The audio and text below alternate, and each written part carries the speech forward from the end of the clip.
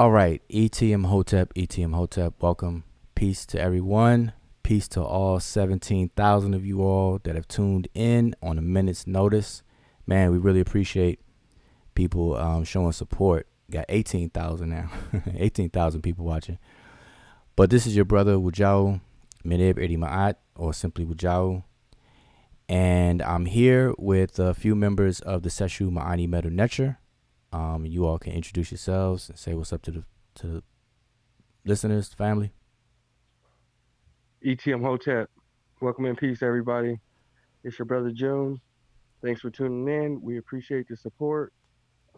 Please help the channel out too. If you enjoy the show, like it, subscribe, and comment down below if you have any questions. And I hope you guys leave with satisfaction. Hotep. ETM Hotep Rennie Sean. Welcome in peace. My name is Sean. I'd like to thank everybody for tuning in to this impromptu. Please like the show, share the show, tell a friend, and do opportunity. All right. So maybe some other members of the Seshu will join us. You know, this is a impromptu live stream that we're doing. I know it's late. It's Wednesday, January. What is today's date? January the 8th, Wednesday, late night. And, you know, sometimes we do it late night. But I want to give a shout out to those who are tuned in. Again, we appreciate it. And since it's all 24,000 of you all, we can, you know, do some shout outs. So I see the brother LB.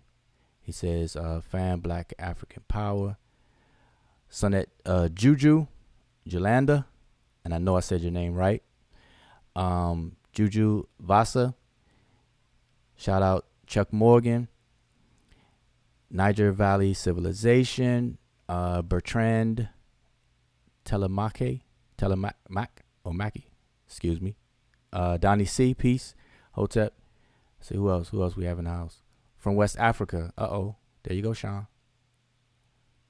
From West Africa is in the house. That's all I see right now. So, and you know, peace to everyone who's watching who didn't type in the chat just yet. So as you all can see, tonight's title is Jabari and Raborn, Literal versus Figurative, Commentary and Discussion.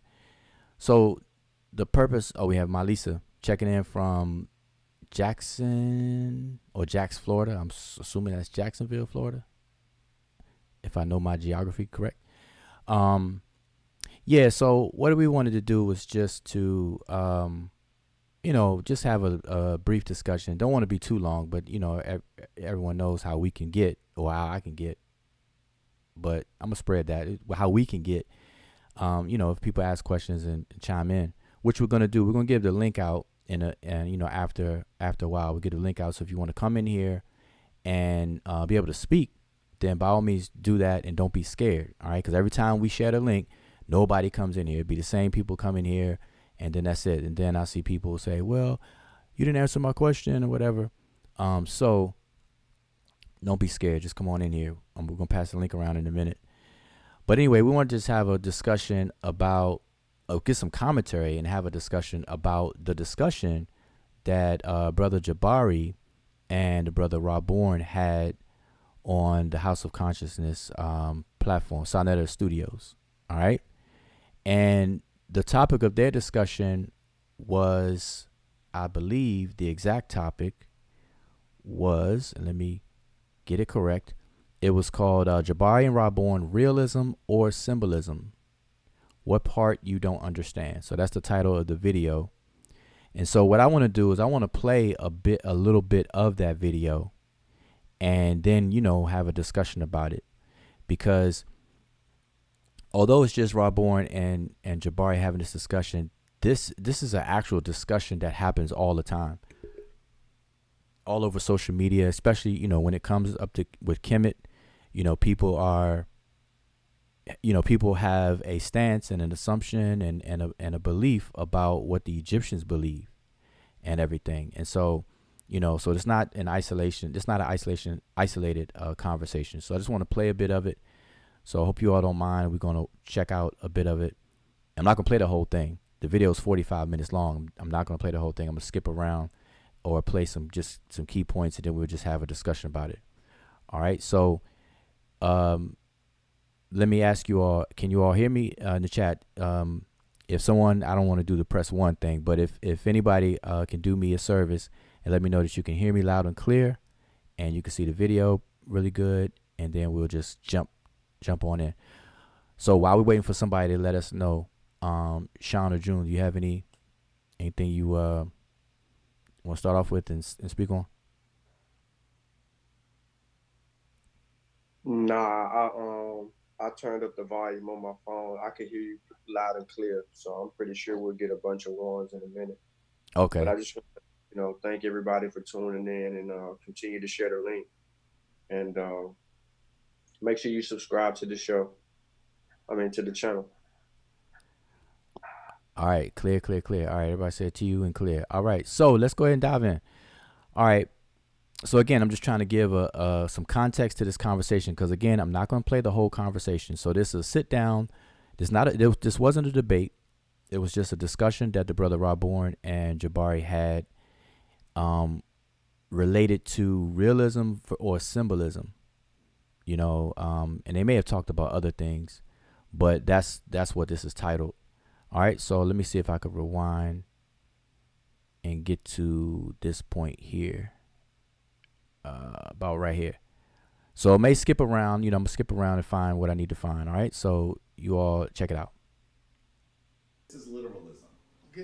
No, I got it. Hold on. This is my reasoning for saying what I said because you didn't you just went on a tantrum. On a tantrum. You're telling me I don't know, I don't do this. I'm basing this off of what you teach and what I heard you say. You say numerous times when the Hebrews even ask you, what about the Nether and what about the Jackal and what about this? Family, you got to understand, these are not real. These represent principles. I never said real. You probably talking about as far as real people, Jabari, yeah, when you were saying physically like you real let me people. respond. I need to respond. All right, you're going to respond. Okay. I'm just saying this, brother. If you're now telling us today on Psalm Alive that you believe as the same as the ancient Egyptians believed, they believed in the Nether, they believe in the afterlife, they believe in all of those things that come in those texts. They believe in their story of the destruction of mankind. They believe in these stories as being real. They believe that. They believed in the Amet monster is going to devour the soul of the person who did not actually do what they were supposed to do according to their life. You said you believe that, correct? Jabari don't believe that. I'm waiting for you to give me the mic. No, this is a yes. I'm trying to make Jabari speak No. now. He don't believe No. Okay, I'm saying this on the record so everybody can hear me. Those people in ancient Kemet, they believed in the stuff that they were saying. What we see now is people trying to metaphysical it, which is why you got the Ra Nephas and you got this. You have to be able to separate that now in the days and times. The brother said just now that he believes in it. I believe in the afterlife. I believe in these specific. Okay, according how the Egyptians believed. What do you mean according to the way they believe? They have. Are you following the I have to Egyptians' get way of life? because I have to clarify what he's saying. He's trying to shoehorn me into something. Now I'm trying to shoe you in the corner. I'm asking you a specific question. They believed in Asar that they're gonna go see this person, bro. They believed that there was an Amet monster. Do you believe that there's an Amet monster in the afterlife? Yes or no? Don't believe that, brother. Come on, man. I'm asking him a question. No. It's a yes or no, brother. Because you're gonna go on a tantrum. Yes or no. That's why I'm not giving you a yes or no. So it's not possible to answer that question in a yes or no. So that when you give me a better opportunity to expound, I will. okay. So you're trying to paint me into a corner. I'm not going to be painted into Okay, brother. I'm just clarifying something that you said that you misunderstood. When I said you don't do the stuff that they do, they believe in that stuff. I heard you numerous occasions saying the Nether are principles, they're not real, family. There was no real person. You said that numerous times, man. I never used the word real. I never used the word real. Find it. I don't remember that right now, but you did say it. You're not going to find it. Okay, if you did not say I'm going to clarify. if you did not say the word real, you said that there was principles. Yes, he did. Yes, I agree. Are you finished? And the Kemetic people believed in that, brother. Are you finished? I want to be really clear that our Kemetic ancestors, we're speaking in spiritual symbolism. There we go.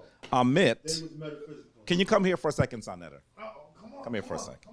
And you too, Raborn. This is a myth, a moot that he's referring to.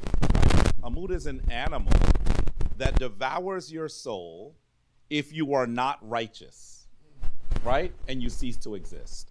A moot is made of a hippopotamus, of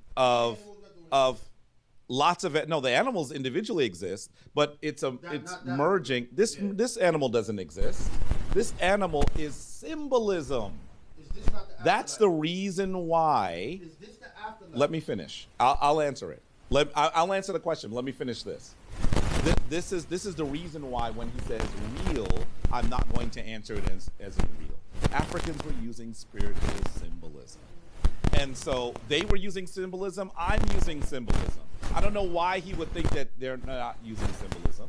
If you are not sacred, if you are not makeru, truer voice, then you are devoured.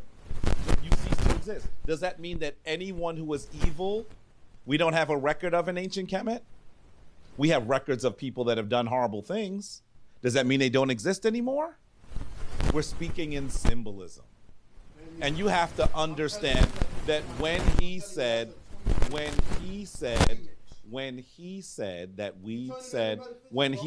it was real, I would never use the word real. I would say that, first of all, you have heard me say many times that principles are sometimes even more real than things that we can touch and feel. Many people have died for freedom. Millions of people in history have died for freedom. Have you ever tasted freedom? Have you ever smelled freedom? Freedom is a principle. In fact, millions of dollars are spent every year on a lady in a harbor near. I'm pause it for 1 second. I put the link in the chat early, so it gives everybody a chance to come on in and join us. Don't be scared. You know, this is not a debate or anything. We just want to have a nice discussion about this this video, this commentary and this discussion that they had. All right, so I put the link into the chat, and make sure you click on it. All right. So I'm gonna let it play for a little while longer, and then we're just gonna discuss what was said. Here, that is supposed to be the embodiment of liberty. Is liberty something that is real? We're talking in symbolism. This is why I'm saying that he's spent too much time with the Hebrew Israelites, because he's rendering everything literally. That's why he doesn't understand me. That's why he doesn't understand me. So then he says, is this the afterlife? This is a description of the principles, the symbols, the energies that coalesce to create the afterlife. We're not talking about, I have always said that. But here's the deal, wait, but this is something important. I did not say it wasn't real, because principles, symbols, and energy is real.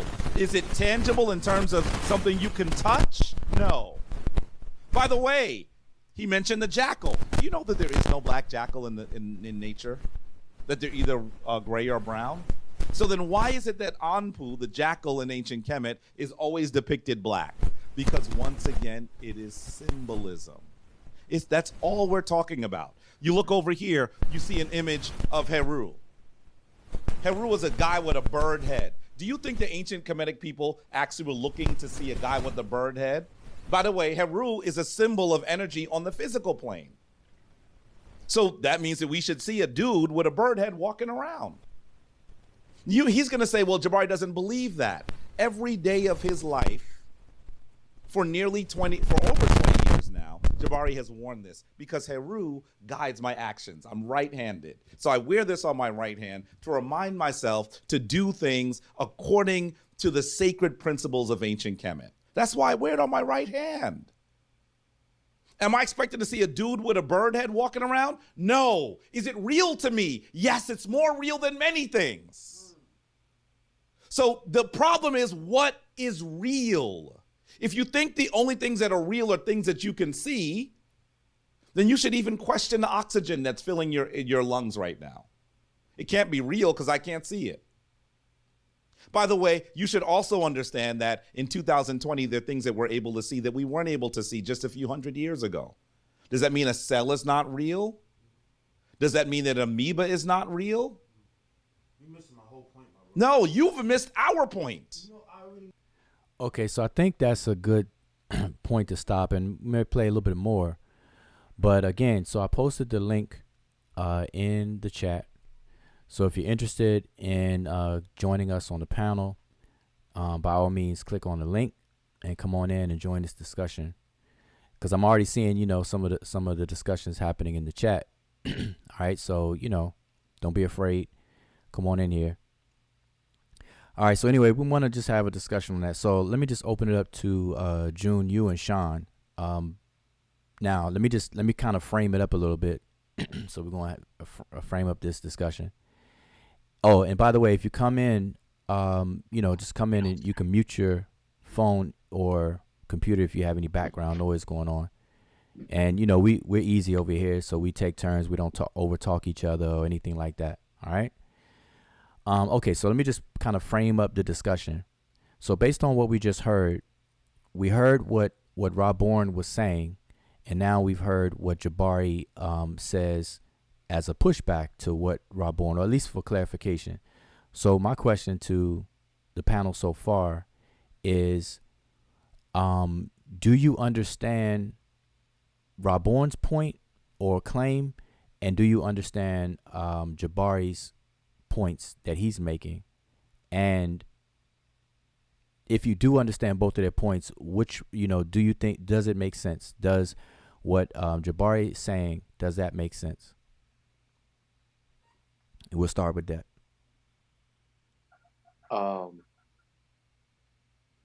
To be honest, the way the conversation began, I think Raborn could have did a better job at trying to position his questions. Then he could probably have gotten an answer, but then I felt like early on, Jabari was defensive in his position too soon. Immediately, he was getting defensive. But when he started to explain what he wanted to say after being asked the questions that he was asked, I kind of understood both sides, but I just think one was arguing from, positioned an argument from ignorance, and the other one was just trying to define or not define, but explain thought. Okay. All right, but on the okay, well let's pass it to June. What say you?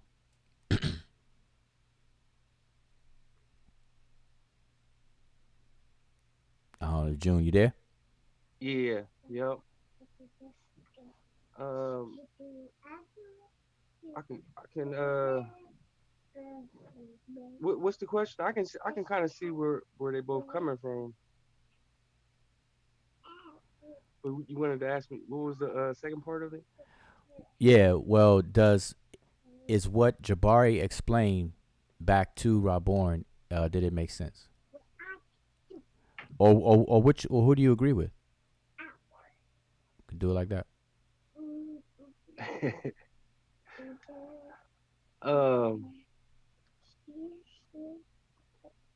I mean, I respect both the brothers, but when it comes to talking about the ancient Egyptians, I haven't seen proficiency in the language from either one of them. So basically, anything that they are saying is their interpretation or something that they learned. So I respect both the brothers, but I really don't pay too much attention or pay them any mind on that. Sorry about that. All right, no problem. So, just trying to make sure everybody can see who's in here. All right, now we have somebody else in here, and again, I put the link in there, so I don't know if Sean, if you could kind of repost the link inside the chat. I just want to make sure everybody has the opportunity to come on in here and be a part of the discussion. Otherwise, I'll try my best to pay attention to the chat. We have somebody in here. All I see is iPhone as the name. So, if you want to open your mic and chime in on what I was just asking? Hey, what's up to the chat? Can y'all hear me? Yeah, we get you. Okay, cool. This Nausere. I've been following y'all for a while, but I just got into the chat. I ain't watched the video, but so I don't really have too much to say on that. Okay, so have you? I'm just replaying the video of the conversation of Raborn and Jabari. So have you seen that on Sanetta's channel? Nah, I don't subscribe to Sinetta, so Okay. I really don't watch any of the videos. But nothing against him or Jabari, but I don't really know who he is. And yeah, most of the time when I look for information on Kemet, I just kind of watch your channel and some of the other brothers that come on your channel. All right. So since no one else came in on here, I don't see any. I see First Lady Neek. Well, no, Bertrand. Bertrand says Brother J makes more sense to me. Official lost cause. Jabari is purposely misleading the conversation. See, that's why I want people to come in here and chime in, because we can have a dialogue. Because I want to know why you say that. So official lost cause. You said Jabari is purposely misleading the conversation. I just want to know what makes you say that. Let's see. So yeah, again, peace to everybody who came in, who's chiming in a little later. I'm gonna say ETM Hotel to y'all. Appreciate y'all tuning in. All 30,000 of y'all. We got 30,000 views, y'all. All right. Well, let me say this. There is an issue between. Now, see, Jabari calls it spiritual symbolism. Okay, and that's his choice words for it, but it basically boils down to figurative expression versus literal expression. And we're all familiar with that. Like anybody who has a basic K through 12 education should by now know about figurative expressions. And by figurative expressions, that's like a umbrella term for different figurative tools or figurative figurative expressions. So for instance, metaphors, hyperboles, similes, personifications, tropes, etc. Okay, you may have heard those terms before, and hopefully you have. And so everybody should be pretty much familiar with that. And I'll give you a real popular example. I use it all the time. The phrase "I have butterflies in my stomach." That's an example of a metaphor. And so I may use it if, for example, I may say, I may have to do, a speech or a lecture in front of 1,000 people. And I may say, hey, I can't do this lecture. I don't feel up to it because I got butterflies in my stomach. And so that's a common metaphor. But now the metaphor is not to be taken literally. I literally don't have butterflies in my stomach. I didn't eat butterflies or anything like that. But there is a reality behind the metaphor. So a metaphor and symbols stand in for some reality. And so what is the reality in that example? The reality is nervousness. I'm using a metaphor to convey the meaning of nervousness to whoever I'm saying it to. All right. So and I will use metaphors. Metaphors are cultural dependent, which means that you have to be familiar with the culture, the society, the social environment of the vernacular, everyday vernacular, and our everyday speech and how we say these things. You have to be familiar with that to actually get it and understand it. If you don't, you'll miss it. Even if you speak English. For example, with that, there are English speakers both here in America speaking American English, and then you have people who live in Britain, the UK, who speak the Queen's English, or they speak English. We're all speaking English, even though they may have what we call an accent, but they're speaking English. But guess what? Over there, because they have a different environment, a different social climate and environment, they will have different metaphors that will go over our heads. They have certain sayings, like we call them sayings. They have certain sayings, certain metaphors, certain phraseology that they use over there that we may not catch on to, and then vice versa over here. We don't catch on to them, even though we're all speaking English. So the thing about figurative expressions is anchored in the culture. All right, that's a challenge. That is the challenge to understand figurative expressions. Okay, you're not just going to get them. Idioms, same thing. Idiomatic expressions is cultural. It's culture dependent. All right, so let me just show an example. Let me switch my screen over here, y'all. And so let me just go and explain this a bit. So what I have on the screen here is literal versus figurative expression.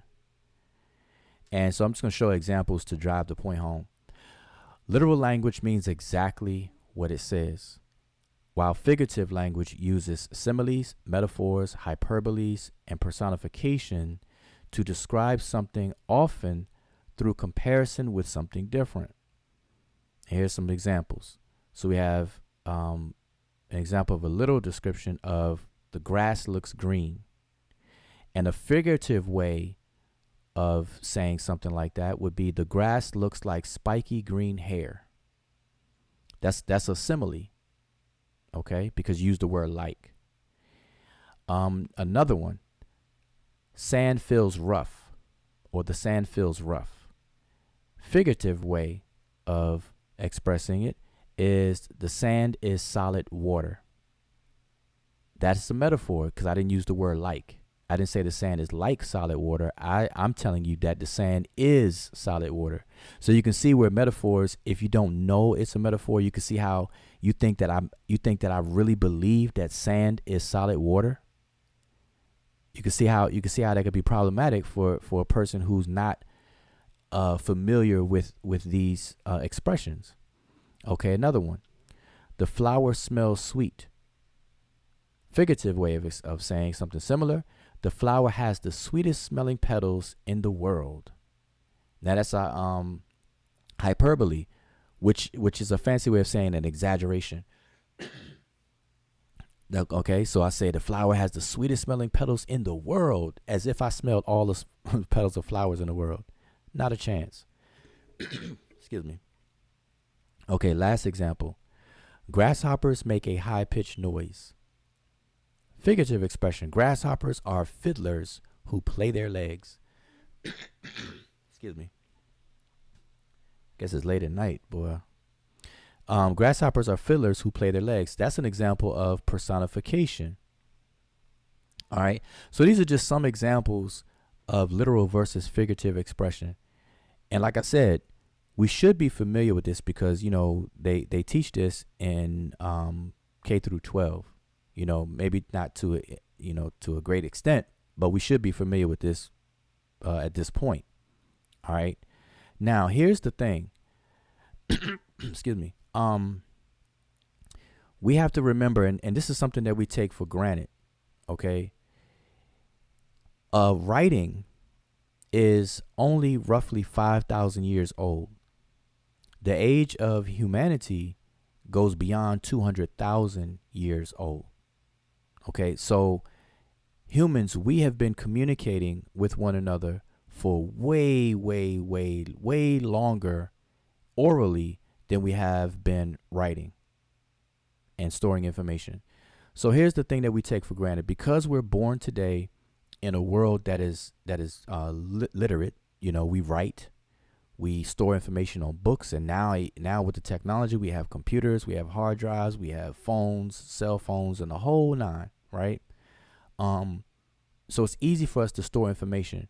And because we live in this world day to day, we tend to take that for granted in comparison to antiquity. So think about this. In ancient times, far back in antiquity, human beings had no way of storing information like we do today. So they had to be very, very creative in storing information while confined or limited to just oral communication. So they had to invent figurative expressions. So we have a fancy names for it. We say, okay, similes, metaphors, hyperboles, personification, tropes, and allegory and symbolism. So we have all these fancy words to describe the different types of figurative expression. But the people in antiquity had to invent it. We're just describing something and we use it. But these people in ancient or far back in history had to invent these modes of communication. Why? Because they were facing issues of transmitting information from one generation to another. Because you have to think about it. Imagine if you, every time you turn your computer off, all the information you have in your computer is wiped away. How effective or how useful would the computer be to us? It wouldn't be. So that's why we have hard drives where we can store our information. So when we turn the computer off and turn it back on, voila, the information is still there. We have RAM, memory, ROM and RAM, but then we have hard disk storage. Okay, and usually RAM is flushed when you turn your computer off, but the hard disk storage, the information is still there when you turn it back on. All right, but if we didn't have that ability, what would we be using computers for? Just to do some calculations in real time, and that's it. And that's really what computers start off with, actually. So it wouldn't be very useful. So imagine if you are a community of people and every generation had to hit the Control-Alt-Delete and reset. That wouldn't be very effective. So think about this, and it's crazy. So here you are, a community of people. You the men of the village decide to go on a scavenger hunt for fruits and vegetables or food, period. So they're going on uncharted territory. So they walk and they see a whole bunch of trees with different fruits hanging from the tree, different berries, different plants, and things like that. Guess what? They don't know what's poisonous or what's edible. So they go through trial and error over time to figure out what's poisonous and what's edible. You know, they may watch the animals eat it first and make sure the animals didn't die, and then that may give them confidence to try it out or whatever the case is. But the point is that they go through a trial and error period. And during that trial and error period, some of them die because some of them ate something they shouldn't have. Okay. But they figure out real quick what's edible and what's not edible. And so they have to teach everybody in the village or in the community. And now they know what's edible. And now everybody can just go pick what's good. Now imagine the next generation coming up. Imagine if they had to do the same thing. They run the risk of losing lives by going through the same process when they don't have to. You could just store the information, teach people what's good and what's not good, and then keep it moving. So they have to have a way of storing information. And I'm just driving this point home because we take this for granted, that what we're calling figurative expressions was a necessary technology to ancient people. See, we would never describe that as that today, but that's what it was in ancient times. In antiquity, figurative expressions was an ancient communicative technology in order to store data. All right. Now, right. They didn't have dictionaries.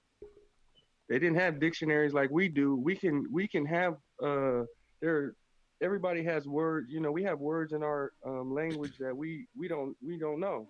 We got to run to the dictionary and look it up. You know, the ancient Africans and even Africans now will laugh at us for having words in our vocabulary that we don't even know the meaning of. Yeah. Like you said, it's a technology.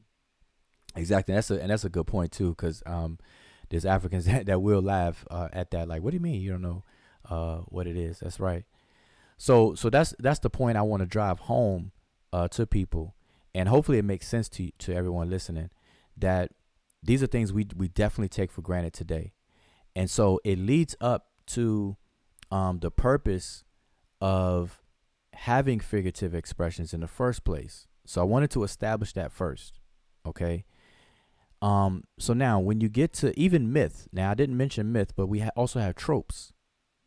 And by the way, if anybody cares to pull up the definition of trope so that somebody could read, the official definition. Because I defined a simile, hyperbole, metaphor, and personification. I gave examples of those, but I didn't really talk about tropes or myth. But now, a trope is, another figurative expression, but it doesn't have to be written. It could be pictorial as well. But, somebody could read a formal definition of that. But myths, so myths are the same thing. Myths are a collection of figurative expressions in the form of a narrative. And a lot of the various different figurative types are mixed and blended within a mythos. You may have some hyperboles going on. You may have some metaphors. You may have some symbolisms and all other kinds of stuff, all blended up into a nice narrative that we call a myth or mythos. All right. And again, this is for the purposes of memorization and transmission. All right. It doesn't mean that they took this stuff literally. And only the people who are part and parcel of the culture will know this. Just like if I tell all of y'all I have butterflies in my stomach. Y'all will not bat an eye. You will not think I'm crazy or anything. Why? Because you understand what I mean when I say that. I got butterflies in my stomach, man. I don't know if I can give that lecture. There's too many people out there. You all would know exactly what I mean by that. And we say things like, oh man, that shirt my man got on that just popped in here, that shirt is hot. That shirt is hot. And people in Chicago may say, oh man, that shirt is cold. Well, let me see what's written on there on the chest. That shirt is cold. That shirt is cold. We say these things. You know what I mean? Yeah, we say them and have so much in our language that we can even group them systematically. Like often you will hear time is money. Mm-hmm. So when people use metaphors dealing with time, you'll hear that the symbolism of money, like you're wasting my time. This gadget will save you hours. These are a few examples, but like this gadget will save you hours. It's looking at time as money. I don't have time to give you. There's some other examples, and like I said, these can be grouped systematically. Like Mm-hmm. seeing is touching. I can't take my eyes off of her. Mm-hmm. My eyes were glued to the TV. You see how they're putting these eyes as seeing as touching. When their Mm-hmm. eyes met, she never moves her eyes from his face. These are all examples. We have so many more. Like when you bring up arguments are containers. You'll say stuff like your argument doesn't hold much weight, or your argument doesn't hold much content. That argument has holes in it. You Argument don't holds have no much. water. Mm-hmm. Right. You know what I'm saying? There's even the eyes are containers for emotion. You could see the fear in his eyes. His eyes were filled with anger. You see what I'm saying? Eyes are containers. So like you said, we take a lot of this for granted, and sometimes we use these and don't even realize it. Like theories. Theories are buildings. So check out these examples. Is that the foundation for your theory? See how they're equating the building with the theories. Mm-hmm. Your theory needs more support. Your argument is shaky. We need more facts, or your argument will fall apart. You see, Mm-hmm. and I can post plenty more. Matter of fact, I'll probably just make a post in our Sesh group. So be on the lookout for that. If you're not in our group, join it, and I'll post. I have a whole list of these. Um, and there's a really good book called Metaphors We Live By. All right. So, Who's it by? dang, I'm not sure. Okay. Forgot his name. All right, but those are excellent. Those are really, really good examples because, like you said, you can even categorize them. And there's so many more that I'm sure you could give. But that's very important. That's very, very important that we have this understanding. And this is something we do today. And so people of antiquity, see, today we play around with that. We use it for fun, entertainment. Hip hop is riddled with allegories and metaphors. I mean, matter of fact, if you spit 16 bars, it's like, matter of fact, let's name a rapper, Redman. I don't know if any of you all listen to Redman, but I know back in the day in the Hit Squad, Redman, when he when EPMD and everybody was doing their thing, Redman was known as the metaphor king, the king of metaphors. So we do it for entertainment purpose and creative purposes, as an art style. So we play with it today, but you have to understand, in antiquity, in ancient times, this was done out of necessity. There was the only way that people could store data and store information. So imagine how many words are in the English language. Let's give an example of that. Let me just see. I'm gonna pull it up real quick because I don't want to misspeak on that. How many words in the English language? All right, here we go. So we're gonna get an estimate, because I'm sure depending on where you look, it's probably gonna be different numbers, slightly variations. Okay, so there's 171,000 words in current use in the English language. There's nobody on the panel, nobody in the chat that could say that we know all of those words. No way. You understand? And so we have the benefit of looking in dictionaries for words that we don't memorize. But now, so we can have that many words in our language. But in ancient times, people who spoke different languages of antiquity, they had to limit their words out of sheer necessity. There's no way that they could have that many words in their language. So what they did, they invented another creative or technology dealing with communication called punning or paronymy, where they would invent new words based on the common sounds or common forms of words that are different in their language. So just because two words may sound alike, but they're referring to two different things, they may merge them to create a new concept. And so us today, looking backwards, we may think that they actually thought that word A is word B, but it's not. They had to combine them for the sake of memorization and creative in order to expand their vocabulary. But they had to keep it confined within a reasonable amount of vocabulary words. You understand? So they were very limited in their oral communication. And then when writing was invented approximately 5,000 years ago, same thing. All right. So we just have to have this understanding. So what I'm doing, I'm trying to lay this foundation for everybody here to give some context to the conversation that Raborn and Jabari had. All right. And you really this really supports the arguments that Jabari was making. All right. So hopefully everybody has that understanding. And did somebody give trope? I see we have it. Nisure put a trope is a figurative or metaphorical use of a word or expression. All right. And if we go further, it's a figurative way, but it doesn't have to be words. It could be by way of words, phrases, or images. And it's for an artistic effect. It can be for an artistic effect as well. All right. So that's basically what a trope is. All right. And so there are many ways. And again, myths are a narrative made up of a combination of any of these. Any number of these different figurative literary devices. All right. So now that we've established that, I want to share something with you all that Jabari said, but I'm going to show an image of it instead of replaying the video. Now, I may play a little bit more of the video, but I want to stop here and share this on the screen. Oh, let's get it over there. Let's get it together. All right. So you all should be able to see my screen. Can y'all see it here in the panel? If you can, you may have to pin my video, my video. Yeah. Yep. Two. All right. So, well, before I go into this, I see we have some more people that joined the panel, so I don't want to hog the mic. We want to be fair and everything like that. So we could pass the mic around.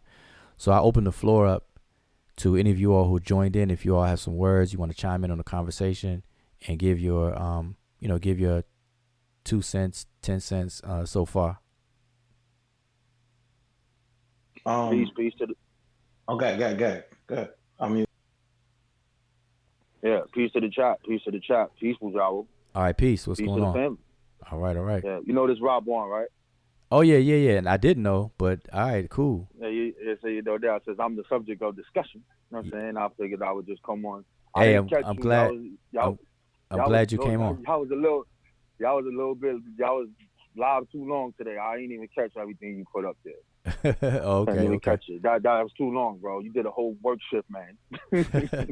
All right, no, I'm glad you joined us tonight. So I appreciate it. You actually coming in because you and Jabari. So we just giving some commentary on you all's discussion. I think that was a definitely, it wasn't a debate. It was a good discussion. Y'all sat down and share ideas with each other and all that good stuff. So I'm glad you're here. Now I don't know how long you've been listening, but did you hear you hear the layout of? I heard because you did this before. That's not an old. I seen you do the figurative thing before. We actually had discussions about this years ago. But I seen you put those same things up. I kind of know which avenue you're coming from. Okay. I just wanted to make it clear that you understand how that conversation or what I'm explaining to that brother. Okay, so good. That's why I'm glad you're here because I don't want to play the whole video. So you could sum up. It's too long because there's total different things going on in there. Exactly. It's all over the place. So you could. So I'm a come back to you, and then you could summarize what your point was, and that's good. That way I don't have to play the whole video. All right. So I'm gonna come back to with you about that, and then we can have a conversation about the duat and all that other stuff, and I can explain what I mean. Okay, good. All right, excellent. All right, so I'm gonna come back to you. All right, how about anybody else? Anybody else got any comments on what was going on? Yeah, I wanted to jump in really quick. This is the official lost cause. I heard you say my name in the chat, so I was like, you know what? Let me jump in really quick. Okay, good. And kind of explain my point of view. So I watched the video twice, and when I say that I felt like Jabari was playing word games, was kind of along the lines of what you were saying when you were breaking down the different types of figurative language. So in my perspective, when I was watching the video, I felt like Raborn was coming from a perspective of the Sesh believed that when I die, I'm going to see these depictions play out. These things are actually going to happen to me. And I felt like Jabari knew that that's what Raborn meant, but because he was using the word real versus literal, then Jabari kind of had a field day with that. Oh, I got you. That's okay. What I meant when I said that he was playing a word game, because I honestly felt like Raborn was saying, like, if I was to say, oh, I believe in unicorns, and I'm telling you that I believe that there's actually a creature with a horn that flies that looks like a horse. Okay. I felt like that's what Raborn was kind of saying about the ideology of the Sesh from back in that time, is that they actually believed that these things were actually going to take place, and they had to do certain things in order to keep those things going, or to make sure those things worked in their favor in the afterlife, or whatever the case may be, that the Sesh believed that these things were necessary and that they were actually going to play out in real time. But I think Jabari kind of took that and said, oh, since he didn't use this word versus this one, I can kind of play rope-a-dope with the conversation. I got you. Okay, so basically you feel that Jabari kind of had too much wordplay going on, and it kind of muddled the conversation a bit. Yeah, I think he honestly, it's like me and you having a conversation, and maybe you're using a word in a different context from what I'm using it in. So I take it, I purposely misunderstand your point or your context to make my argument seem stronger. That's what I felt like Jabari was doing. Okay, got you. Yeah. All right. So that's cool. All right. So we're gonna yeah, I can see that. Now a little bit later, because I'm like I said, I'm gonna pass it to Raborn so he can summarize his point. That way we don't have to play. I don't have to scan through the whole video and stuff like that. But before I give it to him, I want to lay this real thick foundation down about these figurative expressions and how they came about. Because again, I'm telling y'all, we take it for granted today. You know, among other things, we take a lot of things about language for granted today because we're born. You know, we're born into societies and families already speaking a language, already writing and this and that. So we don't really pay attention, and it's no need. It's not like it's an evil or bad thing either, because we have no need to understand the details of linguistics in the day-to-day living. You know what I'm saying? So it's not surprising, but on these kinds of subject matters, you have to take that time out to really get in it and become knowledgeable about these different aspects of how language works and stuff like that. So that's why I want to pour this on a little thick. So before I move on, does anybody else on the panel had anything to say?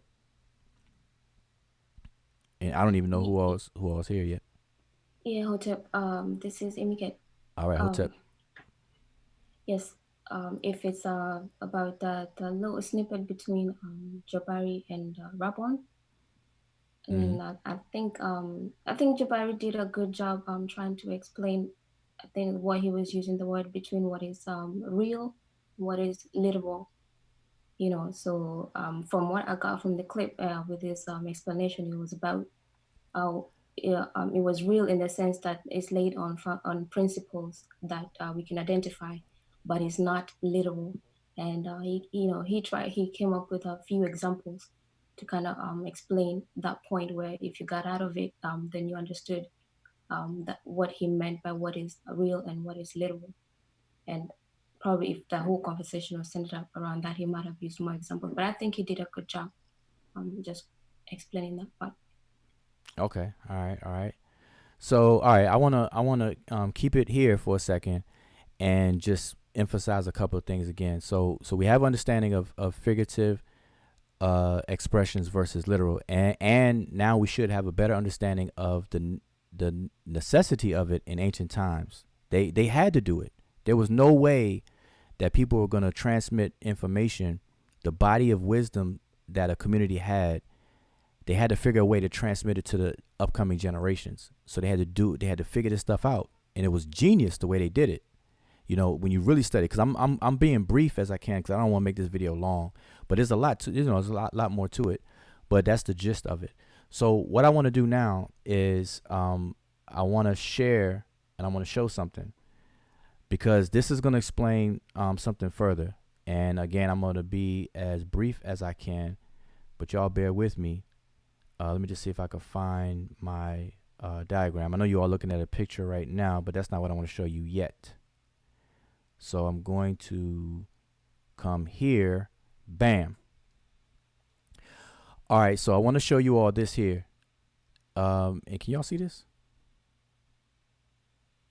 Y'all can see my screen? Yeah, language, and then it has a triangle. Okay, there you go. All right, so now, so I just want to slow it down just a little bit. Y'all bear with me. You know, this is the boring stuff, but I'm not going to be long with it, I promise. So when we talk about language, right, most people will blur spoken language and written language, and we'll just say the term language, you know, and people will use language for both, you know. So sometimes we got to make that distinction between the two when we having conversations like this. All right. So what I'm showing on the screen is what makes language language. All right. So what I have on the screen is a triangle. In the middle of it, I have the word sign. On the left corner, a triangle has three sides and three corners, or three angles. At this particular corner, we have form. On the opposite corner, we have meaning. And in some circles, the meaning is called the signified, and in some circles, the form is called the signifier. All right. Now, the form can come in two varieties today. In antiquity, it was only one. There was no such thing as writing. But in today's time, we have two possibilities. It could come as a sound pattern when it's spoken, or it could come as patterns of writing, which we call simply writing. Okay, that's the form. On this side, we have meaning, and that's simply the concept. So now, what is the purpose of communication? Human beings, we're not telepathic. We cannot inject our thoughts into another person's mind directly. So what do we have to do? We have to package our concepts in our minds, and we want to transmit it to someone else. We have to package it in a form. And the form that we package it in are the sound patterns. Like everything y'all hearing me say right now is what I'm doing. Like this is what we do every day. Or I can write you a letter or a text message, and I have to package my concepts or my thoughts in that form, which is a form of writing, the written patterns of words. All right. So now this third angle up here is the link between the two. Now all this triad of elements, the form, the meaning, and the link that binds the two is called a sign. So what is a language? When a group of people speak the same language, what we're really saying is that that group of people are walking around with the same set of signs in their mind. That's what a speech community is. You're able to communicate to one another using these forms and transmitting these concepts because in the person you're speaking to's mind, they have the same sign in their mind. Now, if you're talking to somebody and they do not understand you, it means that they're speaking a different language. Why? Because they have a different set of signs. They don't have the same set of signs. And so it's not cut and dry or black and white. There's a gradient to this. And so what happens is if you're, let's say you're in a community of 1,000 people, all 1,000 people can talk and communicate with each other and everybody understands each other. But then let's say 500 people, they split and 500 move away from each other. They move away from each other. And over time, they develop new words and their vocabulary expands in new words independently. And they're not shared among the two groups of 500. So eventually when they merge and come back together, they no longer understand each other. Why? Because the signs have changed. The forms and the meanings do not match. They don't have the same set of signs. So that's what a speech community is. But like I said, there's a gradient to this. So we have a such thing called dialects. And so dialects is a slight change in the signs. It's the ratio. So if 1,000 people understand 100% of the signs of each other, then they speak the same language. But when that percentage starts to differ and drift away, we'll consider that a dialect. And some people consider the dialect as in a change of the form, the way we pronounce things. We'll call that an accent. Like Jamaicans speaking English versus Americans speaking English versus people in London speaking English. We're all speaking the same language, but we may pronounce these words differently. So much so to the point where we may not even understand the sound patterns to be able to link it to the concepts. And over time, that may form dialects and it may become a totally different language over time. Okay, so I just want to lay that out for everyone. All right, but the takeaway here is that language consists of two things all the time, at least two things, three things really: the form and meaning and the link between the two. So now there's a reason why I'm saying this. So let me fast forward, because like I said, I don't want to be too long-winded. I want to make my point here. All right, that's that. All right, so here we go. So let's do this one. Okay, so y'all can see this on the screen. Now I'm going to use the word elephant as an example. Okay, now if I say the word elephant to everyone, of course you can see it on the screen now, but if I say the word elephant or if I spell it out to you, that what I'm showing you all or saying to y'all is the form side of the sign. So the form or the sign of elephant consists of two things: the mental concept of the elephant, of the creature, which is a large grayish animal that weighs a couple of tons, large ears, a snout, the whole thing. That's the mental conceptualization of that creature. And then we have the sound pattern of the word elephant and the link between the two. So all three of those things equals the sign for elephant. Now, down here is the same sign for elephant, which has the same mental concept of the creature, the gray animal, weighs a ton and so on and so forth. But now we have different forms. Okay, so among Swahili speakers, the form that this concept takes is said as ndovo. and it's spelled the way you see it on the screen, ndovo. And among Duluo speakers, they say liech for the same concept, liech. Notice that the form is totally different, but the concept matches. Because of this phenomenon in language, we can therefore translate. Translation is really the matching of the concepts, and then expressing the different forms. So ndovo equals liech, two different languages from Swahili to Duluo. They both mean elephant. We're able to do that because of how language works. All right. So now this builds up because there's a lot more I could say about this, but that's not the purpose of this video. But the reason why I'm bringing this up is because language itself is nothing but an illusion. The way we communicate by way of an illusion. And what I mean by that is that the word elephant is not the elephant itself.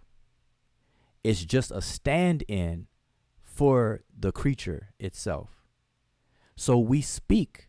Every time we open our mouths and speak, we're using an illusionary way of communication. We're not pointing or referring to, we're not dealing with the actual items.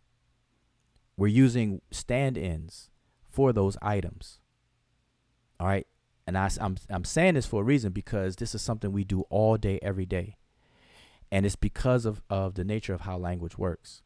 All right. So now I want to go back to here, and then we can kind of open up. But now I probably need to bring Raborn back in here, because now I pulled up the papyrus that Jabari showed, but he had a fancy, fancier picture on the wall. But this is the actual primary, okay, minus my red arrow right here. So this is the actual papyrus that's housed in the British Museum. Okay, so here is a brief cropped picture of the what's called the Ra'uniyu Peret Imheru, or the Book of the Dead of Hu-Nefer. Most people are familiar with Ani, but this is the one of Hu-Nefer. All right, and you can see his name right there where the arrow is.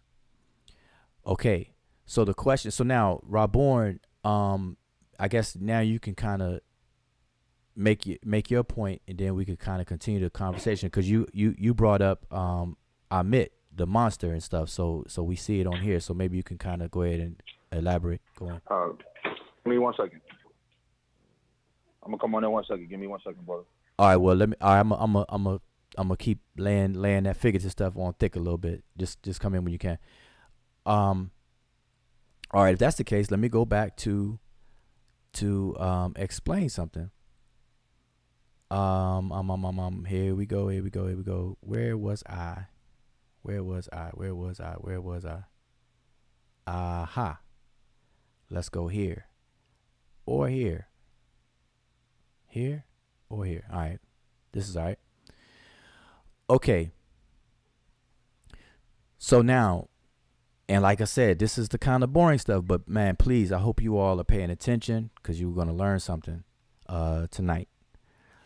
All right. Now, this is how the Egyptian writing system works. All right. I'm just going to give a gist. I teach a full-blown class, but this is not the place for that. But what I want to show you all is that every single hieroglyph, or we call a teat, is what each individual glyph is called in a language, a teat, an image. Every hieroglyph or glyph is a picture of something. And it's a picture of something that was known among the ancient Egyptians, and it comes from their environment, the Nile Valley and the Delta. Everything, the birds and the whole nine, the flora, fauna, and man-made objects. Okay, that's what they are.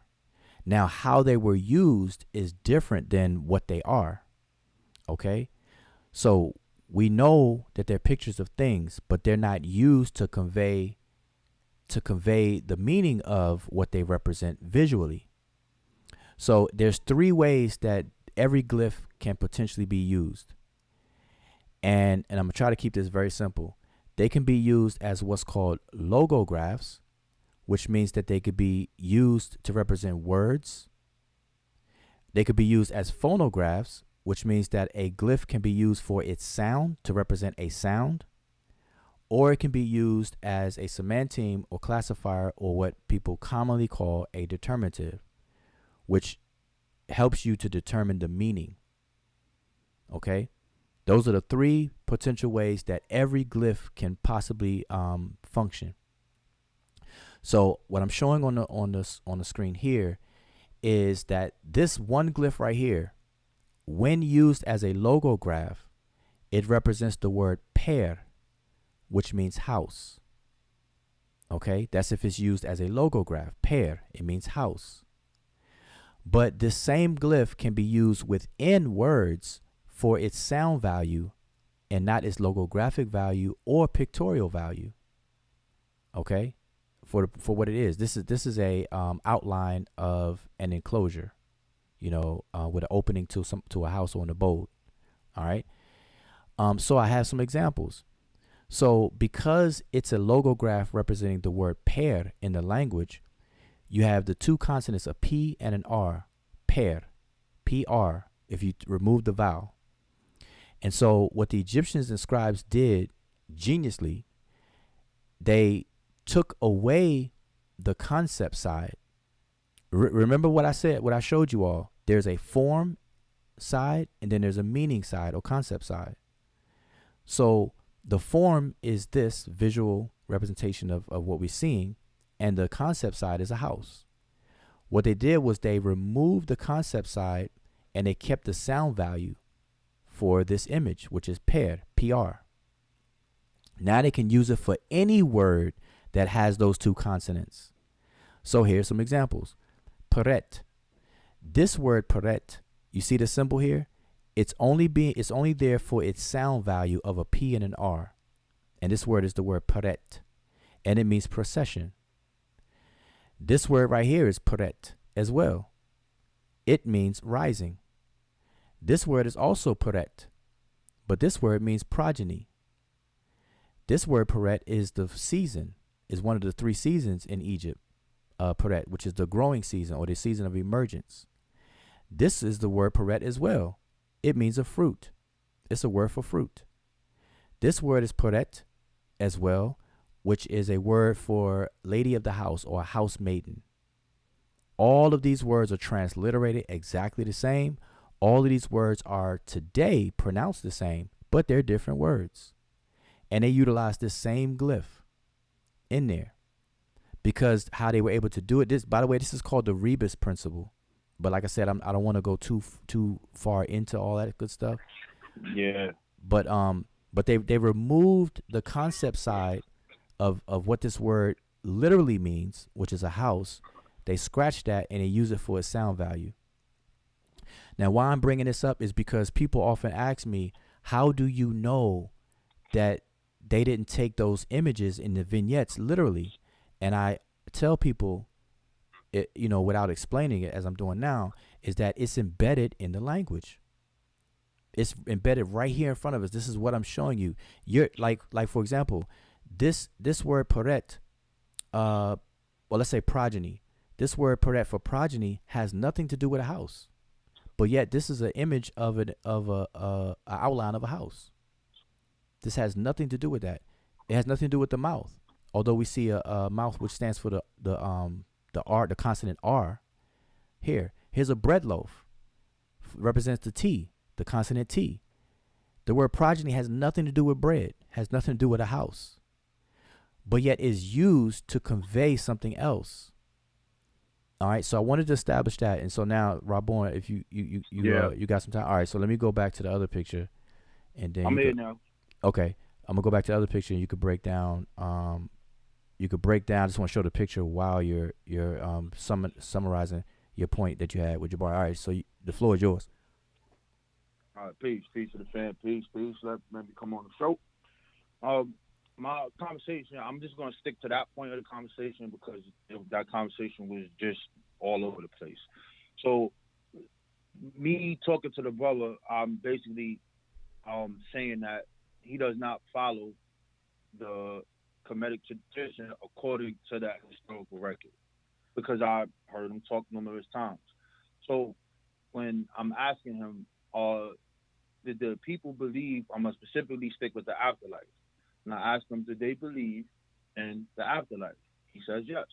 Do they believe in the depictions as they're saying as being real in the afterlife? So I am under the understanding that, as you said, this is figurative language describing something that no one really knows what happens. So is the reasoning why I ask him, what is the duat? So as you know, the ancient rematch people, they use stuff for geography in their stories and their coffin texts and the hours. They talk about the Egyptian so-called sun god and during the night to the day, and they're describing these figurative expressions, what happens under this or this so-called underworld. So where is this place at? Some philosophers will say it's under the earth using the language. Some say is united with the sky. What we do know, which every Egyptologist says, is that it's talking about what happens when you die. So this is what I'm specifically saying. So when I'm building with him and he's like, this is not real, this is not real, I know it's not real. There's no animal with three things walking around on the planet. So another way for me to look at it would be, how do Muslims describe their afterlife? They believe that they're going to go before a judge. They believe that their deeds is going to be recorded in the book. Is that real? No, this is what their belief is. They believe that figurative language to express the unknown to be real to them at that time.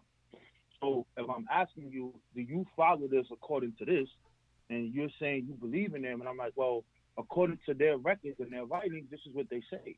So for me, I don't read the Sesh. I'm not a meta scholar. I have the tool to look up stuff that I want. I like the underworld books, and I think you know that because you used to see me constantly posting on that. So based off of me, you can say I'm appealing to authority. I like James P. Allen. His Middle Egyptian book speaks about this geography. I'll refer to Eric Harding and his aspects, and I will go look at the text. And if there's a word that I don't see, that I don't understand, I will ask somebody. And from the consensus, what I have, they believed in that figurative language as you're talking about, expressing the things that will happen in the afterlife. So then I began to ask him about the rituals. I said, okay, so why they leave the heart in the body? What is the reason that they mummify the body? What are the stories, or you would say, the figurative language that is attached to that? All I'm saying is that they are talking about a different location than the earth.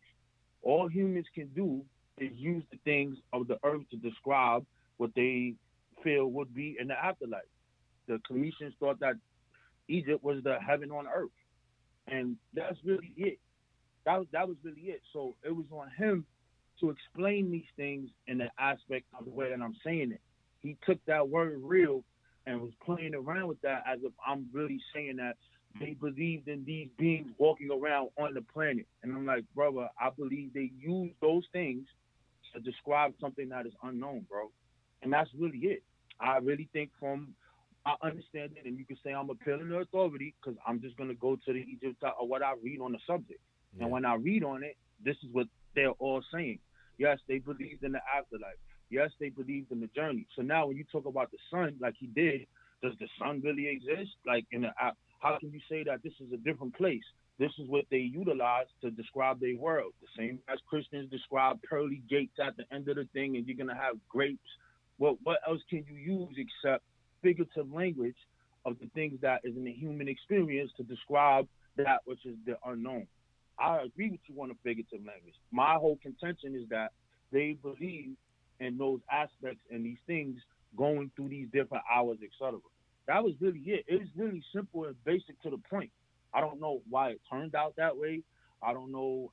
I'm confused to be told about why we got tombstones and all these. I didn't ask that. You know what I'm saying? So you can go on, brother. All right. So that's good. I'm glad you did that.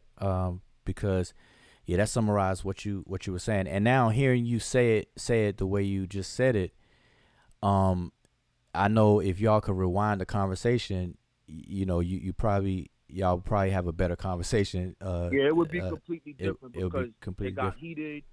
Yeah. And then, when you let that's why when I kind of do that, I try to be real calm. Then they be like, "Why are you so calm?" But I don't have a problem with it. But it was just I was just being weirded out of why, because you didn't watch the whole video. Yeah. It seems like every time I was trying to ask something, it was like a defense. Yo, you trying to box me in? I'm like, yo, I'm not making this argument. This information is for the people. Yeah. Because these are conversations that you that you constantly see going on for 3 or 4 or 5 years. Yeah. It should be explained. Exactly. So, all right. Well, let me just. I guess I'm gonna just briefly kind of just touch on it then a little bit. But now, so even on Garfield's show, what I did say when I first came on his show too, is that everybody needs to understand this, and I think this is part of your point too. Even though you didn't mention it in the discussion, but I've seen you make this point, online and stuff. And it's a point that I agree with you on, is that Egypt is, first of all, it's not a microwavable subject matter. Like there's no way that people are going to microwave Egypt. And this goes on both sides. This goes on the people who claim to be practitioners or comedics or comedians, and people who try to talk bad about Egypt, the Hebrews and stuff that try to always come at Egypt whatever way. You can't microwave it. And here's why. It's common sense. First of all, the entire culture, the Egyptian culture, permeated through its language. Like every culture has a language. Language is the DNA of culture. And so the Egyptian language, which is a container for its culture, is a dead language. Nobody's walking around. I can't walk to the store and speak Egyptian to anybody, ancient Egyptian to anybody, so it has no utility today. And so that makes it hard. It's dead. It's not extinct, but it's a dead language. So that makes it hard. And then it's hard to learn it because it's not taught everywhere, and then when you do find somebody teaching it in the colleges, it's very confusing. That's why a lot of people drop out and they don't, whatever. I want you to stay on your point, Mudawu, but I think can you define duat and just give us like 2 stories or something about it? Okay. And tell me what your understanding is. But go ahead. I don't want you to lose your point. Okay. I'm gonna remember to do that. But so let me finish this point. So and my point is that Egypt is not a microwavable anything. But the problem I see personally is that that's exactly what people try to do with it. They try to microwave it. So one step, anybody that's now, of course, everybody don't have to be an expert. Everybody don't have to get a PhD and go to college and study Egyptology. So I'm not saying any of that. But in order to really get a grasp of Egypt and to do Egypt its just due, people are going to have to at least get a basic knowledge of the language to try to understand the records that have been left. Because all we know about Egypt is based on the records that are left.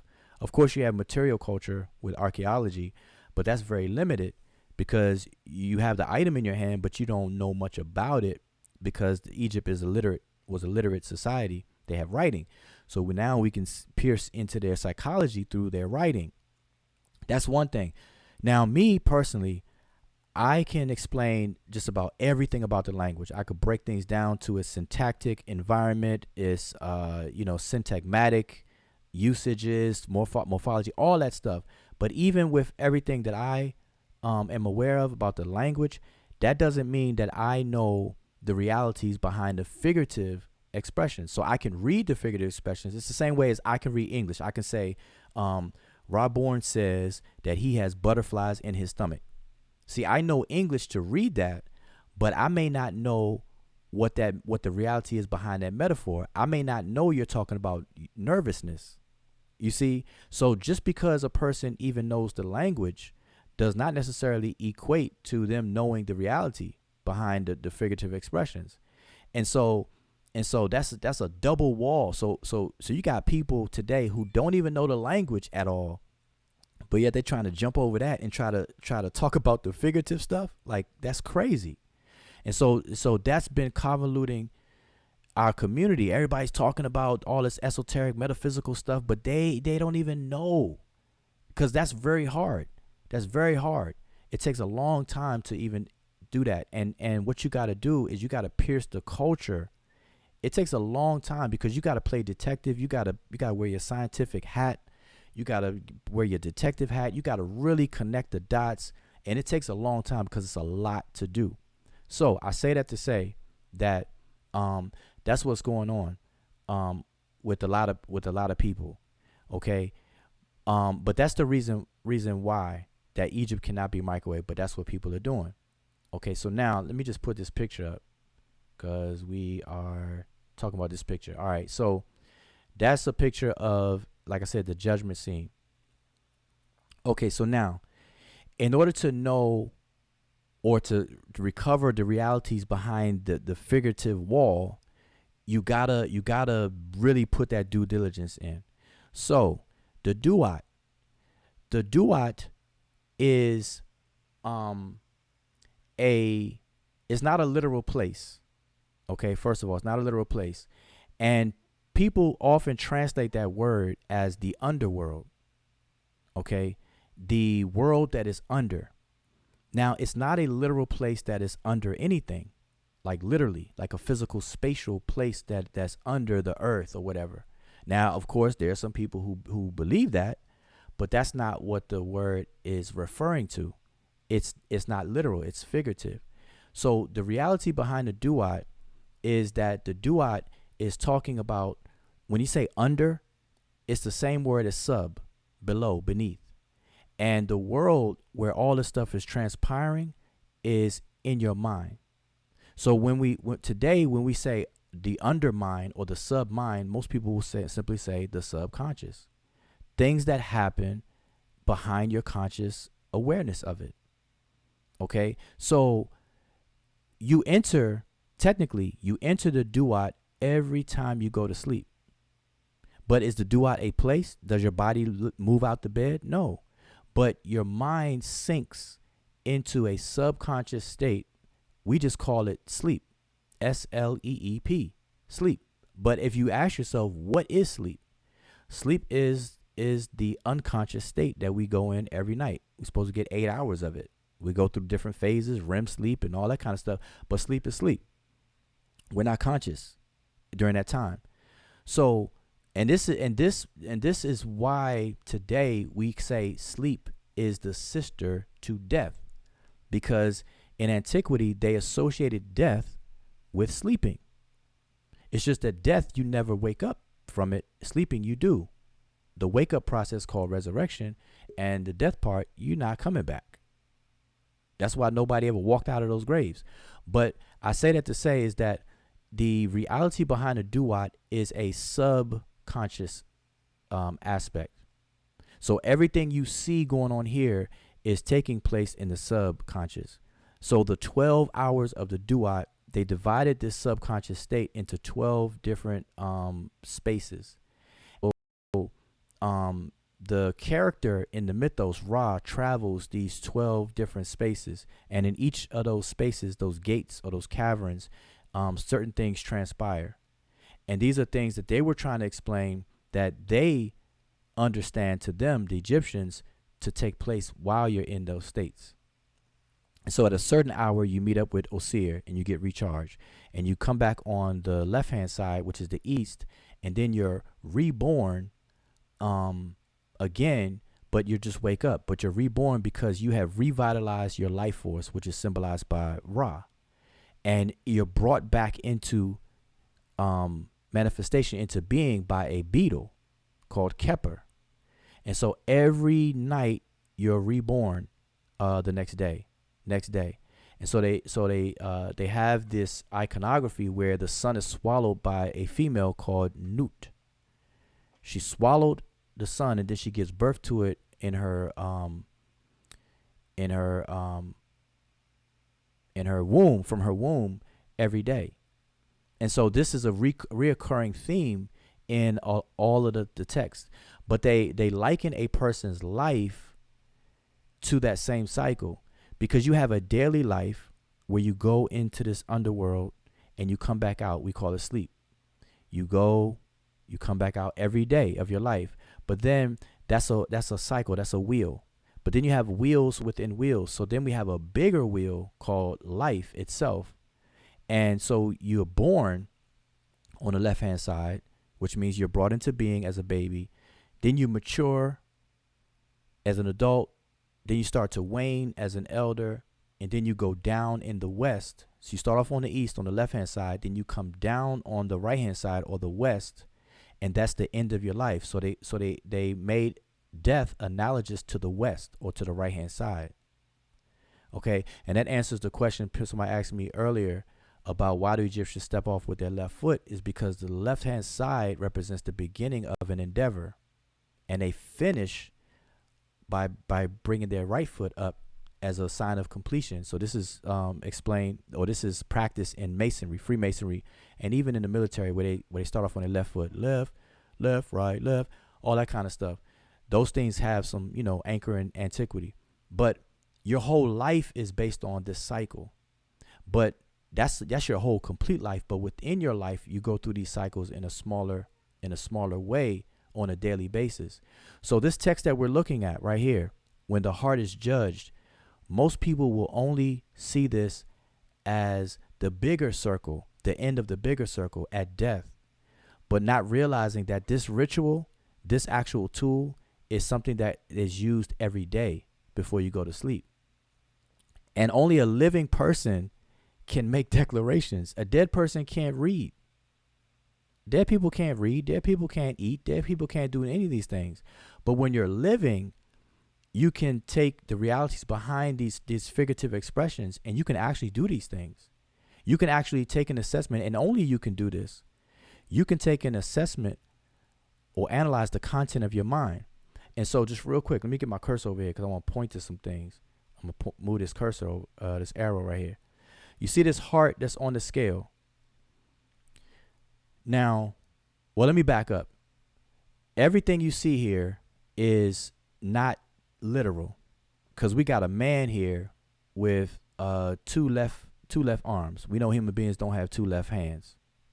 All right. We know that there's no human beings with an ibis head and stuff. And Raborn already said this. You already get the figurative aspect of it, but I'm just repeating it for anybody that came in here late. So none of this stuff is to be taken literal, but there are realities behind it. Like the metaphors are not there for nothing. So they do represent something. And some of these things that they represent, we do know. Some of these things they represent, we do not know. And people got to be honest enough to admit that.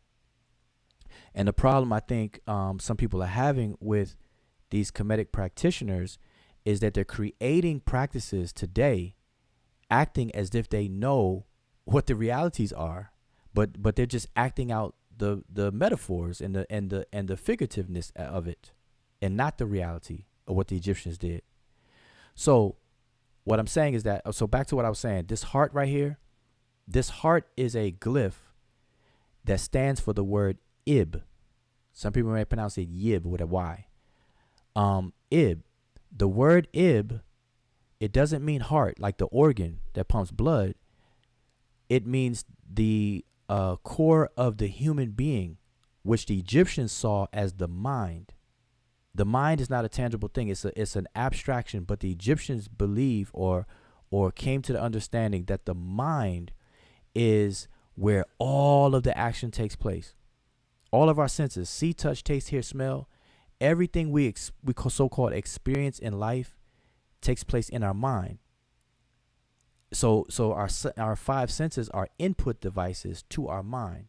And so they looked at the mind as the core of the human being. And so that's why the word ib, it means heart, it means interior, it means core or essence of something. And we, believe it or not, we use that same set of metaphor the exact same way today. When I want to say things like, I want to get to the heart of the matter. Like two people arguing, be like, wait, stop arguing. Let's get to the heart of the matter. I'm saying let's get to the essence of it. People say, I love you with all my heart. People think that the heart is the seat of emotion, all that stuff, even today. So the Egyptians felt the same way as we do today. We use it the same way today. But this heart is the mind. And so it's the mind that's being weighed. And this scale represents judgment or weight. And so what happens is weight is associated with discernment. And so like if you go to the grocery store and you want to buy some kind of fruit or whatever, how you hold in your hand, you're like, which one's heavier? And you kind of weigh it, and what you're doing is you hold in both hands, you're making a judgment, you're making a choice. You're discerning something. And so scales represent the idea of discernment, choosing, judging, weighing. All those words are pretty much synonymous, the way that they're used. So what's going on is that the content of your mind is being assessed or analyzed based on what's in the other scale, which is the feather ma'at, which represents what you know to be the straight and narrow, a moral path that only you know. And so what you're doing, you're judging yourself. So this whole judgment scene is when an individual is assessing the content of their own mind. There's no external forces out here. There's all these different deities right here are not spooky entities that are outside of your own mind. Everything right here is taking place in your own mind. And this is why I'm going to point the arrow up here. This opening line right here, where I put the arrow, starts at this column right here. This says Rani Ib Ni Wasir. It means the utterances of the heart of the Osiris or Usir, and then it has the royal scribe and then the person's name, Hu Nefer. That's whose papyrus this is. So this whole this section is talking about the utterances of the heart. So this is the heart speaking, the mind speaking, okay, so to speak. Of course, that's figurative.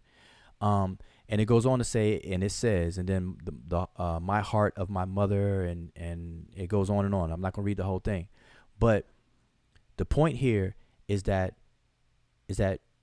this figure here is leading the person who is in this underworld, the duat, or in this case, the specific spot in the duat, which is the hall of Ma'ati, up to the scales. And then later, Heru, or this other figure, leads him. And if I could slide this over, let me slide this picture over. Leads the same deceased person up to another deity, and he hands him off to this deity, and most people should recognize as Osiris or Wasir. But I want to go backwards. Let's go back over here. Remember what I just read here, this first line. Who never is called Usir. So this is a clear indication that Osiris is not an aspiration or a spook or an entity outside of yourself. You, or in this case, who never conscious that you cannot lie to. So only Osiris can judge you. But Osiris is not a separate part of you. It's the part of you that judge you. It's that part of you that judge you. And with this understanding, now you understand who Amit represents. Amit, as a visual figure, is an amalgamation between an alligator, a hippopotamus, and a lion. And those are ferocious animals known to the Egyptians in everyday life. And so they use that to refer to a ferocious phenomenon that takes place in the mind. And what is that phenomenon? It is the phenomenon of guilt. The word Amit, her name, means to eat.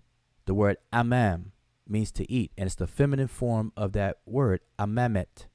Some people say Amut or Amit, etc. Amamet. Different ways people pronounce it today, but it means to eat or to devour. And so what happens is, if you assess your own mind and you know you can't lie to yourself, and when you don't follow your own standards of morals or what you call law or truth or reality, then you are the only one that's going to make you feel guilty. You can be like, oh man, that's eating me up. Dag, I did her wrong. That's going to eat me up. And we do it to this very day. Guilt is associated with eating of the mind. Like, oh, it's eating me up inside. Man, I gotta apologize. Man, it's gonna eat me up. Hey, you know, if you do that, it's gonna eat you up. We call it today a guilty conscience. Guilty conscience. So she represents guilt. All right. So that's what's going on here. This person is taking an analysis of the content of their own minds and judging themselves. Now, that seems a little strange, yes, but we have to understand another thing about the Egyptians, how they viewed things. And Raborn, you mentioned this to Jabari. You know that the Egyptians did not see the human being, as a homogeneous one thing. They broke the human being down into components, into several entities. You had the Kat, the Kaibit, the Ka, the Ren, the Sahu, the Ib, the Ak, the Sekhem, the Ba, etc. Okay, they got multiple different entities that work together to form what we call the human being. And so every one of those different entities that compose that make up the human being have a different function and a different purpose. And so the part that judges you is represented by Usir, that corresponds to what they call the Ba. Okay? The part that you are assessing, which is the heart or the mind, corresponds to the deity Heru. This is why Jabari said that he wears a Heru bracelet, because Heru, he said, well, let me be more exact. Still paraphrasing. Jabari basically said Heru represents the energy for the living. He said something to that effect. The energy for the living, it governs that. And he said he wears that bracelet, and he showed it on the camera. He said, because Heru guides my actions. He said, I'm right-handed. Heru guides my actions. Well, the reason why Jabari is saying that is because the heart, or the word for Ib, which means the mind, represents the will, the ability to choose. And so your choices in life are based on a guide, a certain guideline that only you know and only you can assess and match up. And so these are the deities, and Heru is the one that presents you, the full you, to the part of you that's going to do the ultimate judging. But this is all you. All of these different things are you. It's aspects of you. And so remember, like I said, the Egyptians never saw the human being as just this one thing, like how we see it today. You know, today we break it down at least three things. We say mind, body, and spirit, you know, but the Egyptians went further. They say mind, upper and lower. They say the body. They say the shadow part that causes us to move.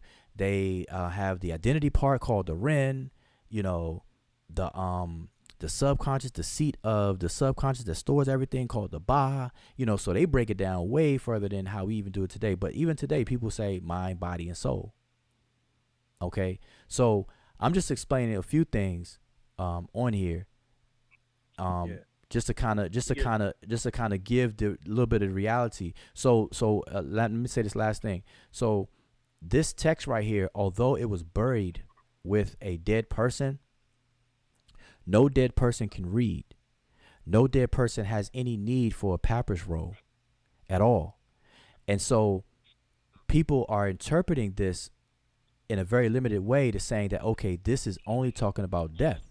This is only talking about the deceased, and this is what they believe. They believe that this, that, and the third, not knowing that the word duat has another aspect, and a whole nother semantic aspect to it. It's talking about the subconscious, things that happen behind your back. And I'm in here, and I'm gonna pass the mic. Here's proof. Right, here's proof. And I always use this as an example. No, I'm saying I'm end. Let me say this last thing, and then I'm gonna pass it back. Pass the mic. So in our everyday life, right?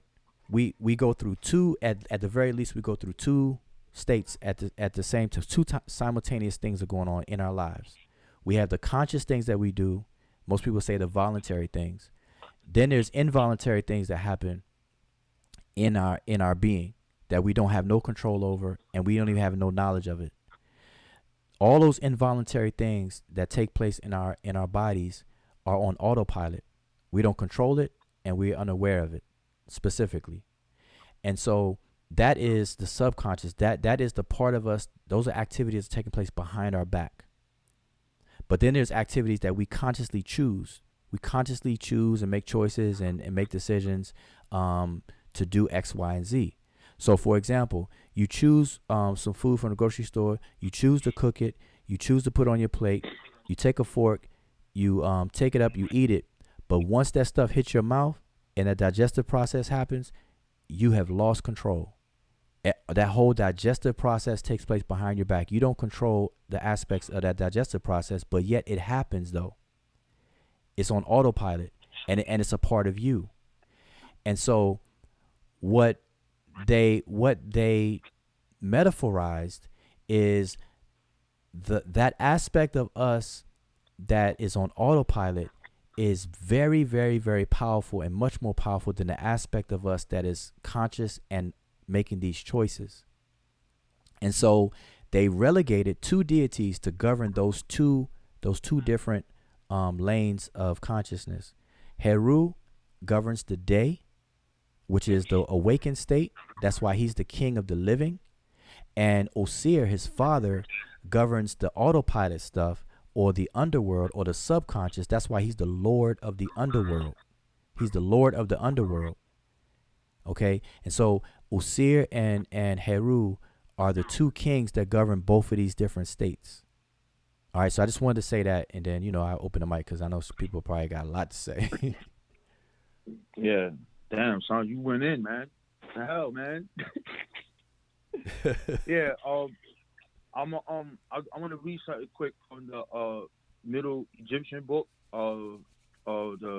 by James P. Allen. All right. And on page 22, he speaks about the geography of Egypt. So, and on page 95 going on.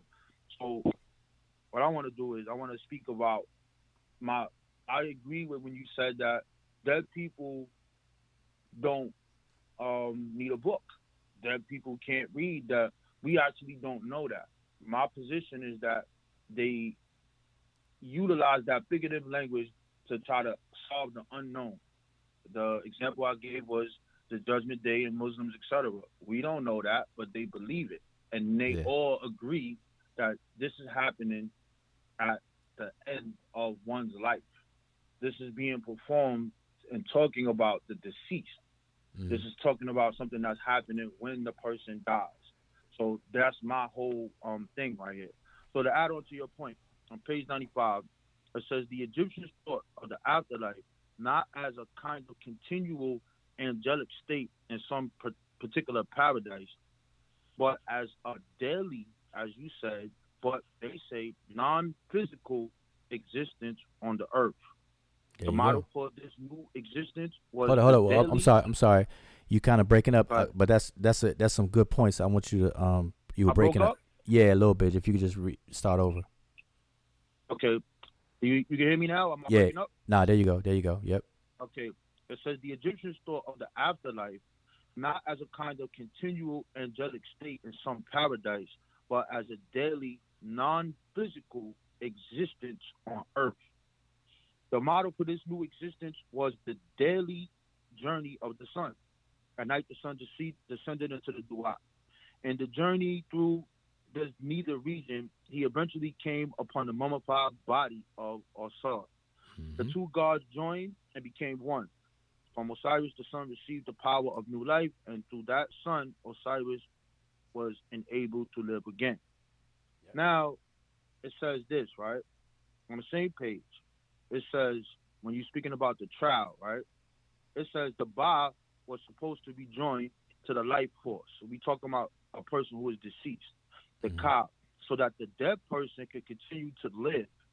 The deceased are often called those who have gone back to their Kas, Once this reunion had taken place, the deceased became an op, literally an effective one, able to live on in a new, non-physical form. Mm-hmm. Before this can happen, however, the deceased had to pass the final judgment. So this comes to my point on where this is taking place. Mm-hmm. It is taking place, and you can say as a creation of the mind, but this creation of the mind created a location to try to define the unknown. Mm-hmm. It says, in this trial, the heart of the dead person is weighed on a scale against a feather.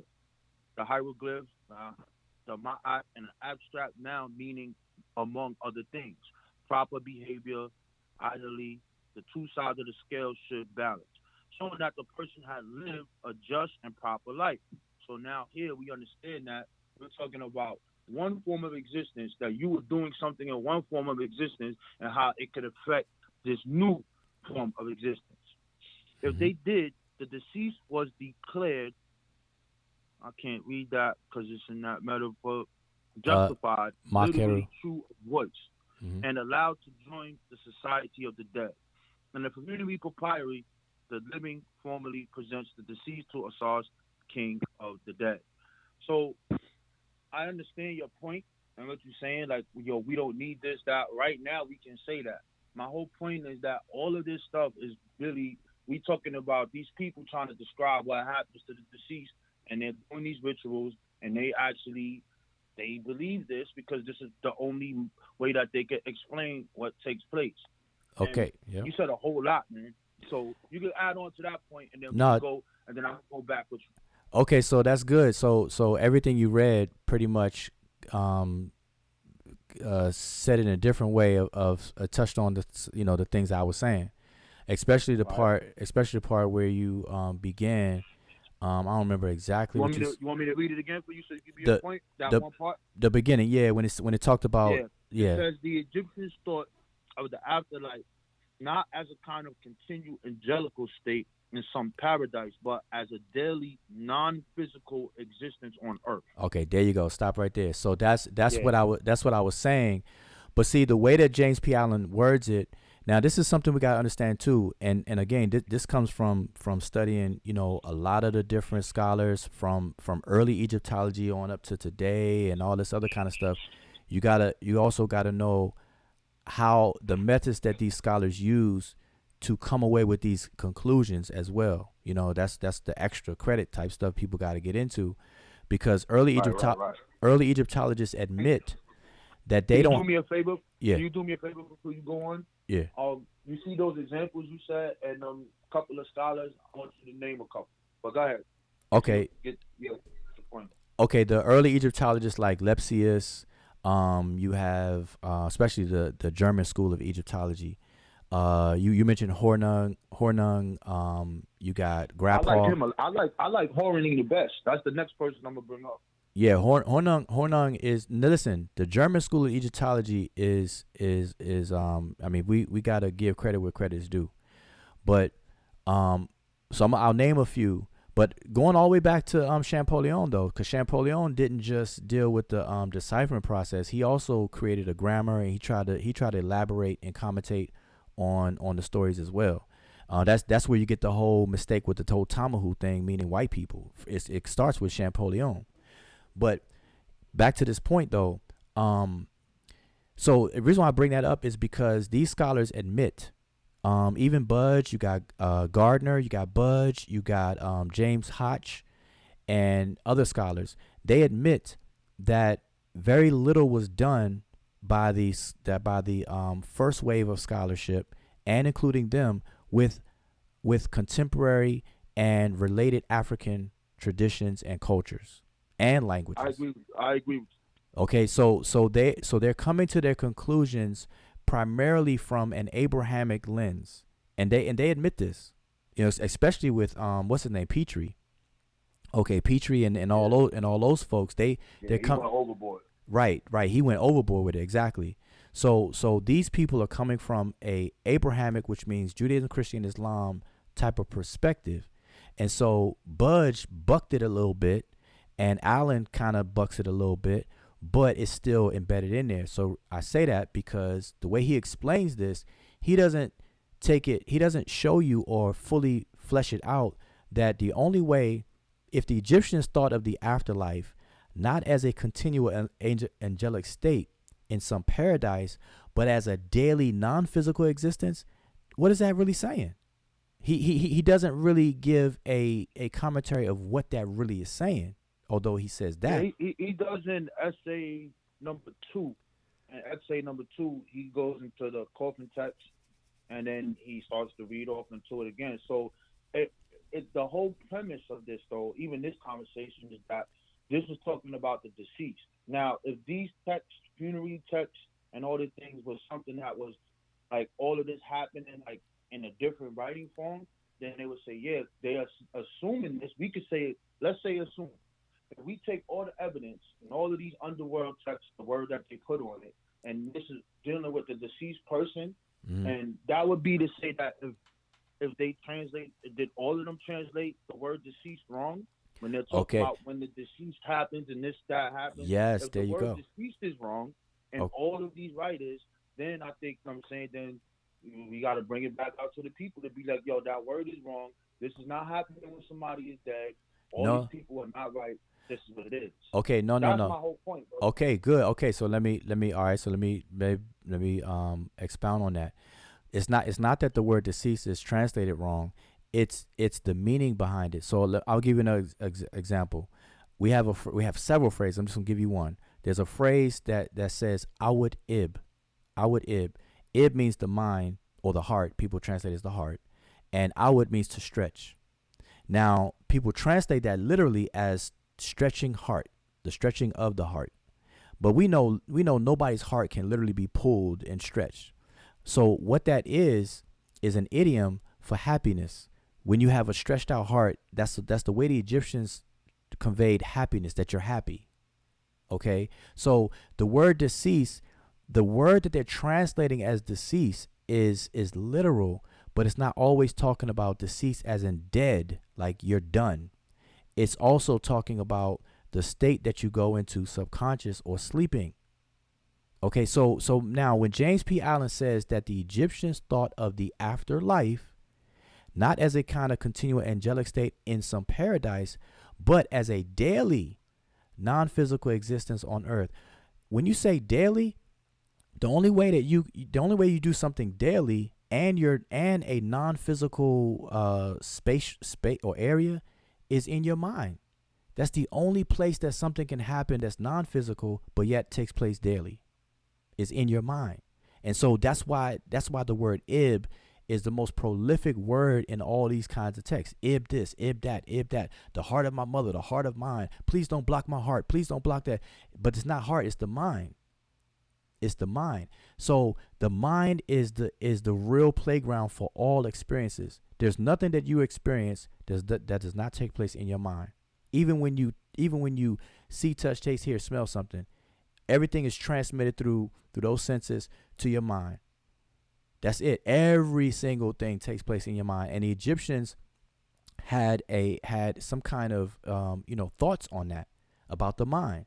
This is when you get into whole psychology. It's really about psychology as a science. I agree with that. I think we had to build on that before we were talking about the 8 parts of the body. I think because I compared it to something that I found with one of those Bible hours and with the Yoruba dudes with the breaking down the 8 parts of the spirit there. So I thought that was interesting. But what they basically are saying is when we talk about this non-physical existence, it's talking about their ideas. This is my understanding. Their ideas of how they perceive what happens when you are deceased, meaning that they replicated what happens on the earth in this specific place where you die. So does it happen in the mind? Well, we don't know what happens, brother. You know what I'm saying? So it came from the mind. These ideas came from the mind. So yeah, you can say that. But from what I'm reading and what I get from this, they're talking about specifically what happens when a person is deceased, and they're paralleling it to what they see on earth. The same thing that any other culture, any religion that we pull up, they have descriptions of what happens in the afterlife, and it's describing the things that are here on the earth. Okay, Some things that are pleasant and some things that are not. Okay. So when you go through this dua through these different hours, sometimes they call them monsters, sometimes they call them this. You got serpents, you got all these different things that's going on. You know what I'm saying? So, I really think that it's dealing with the deceased. I don't think that we'll never really truly understand what they meant. That's just me personally. Right. Because if the initiates, I heard you say this part on the show, the last show, and I understand this. If the people who are writing this are the priests, these are the people who really know what's going on when they're writing this. These are the trained yes, people. Indeed. They made it up. They made up the institutions. They really know what that means. The average person, a lot of people don't know these Egyptians was illiterate. Mm-hmm. So what does that do to the people? You know what I'm saying? To the average person that's not going into this training. Everybody wasn't going to be know how many years it takes to do that.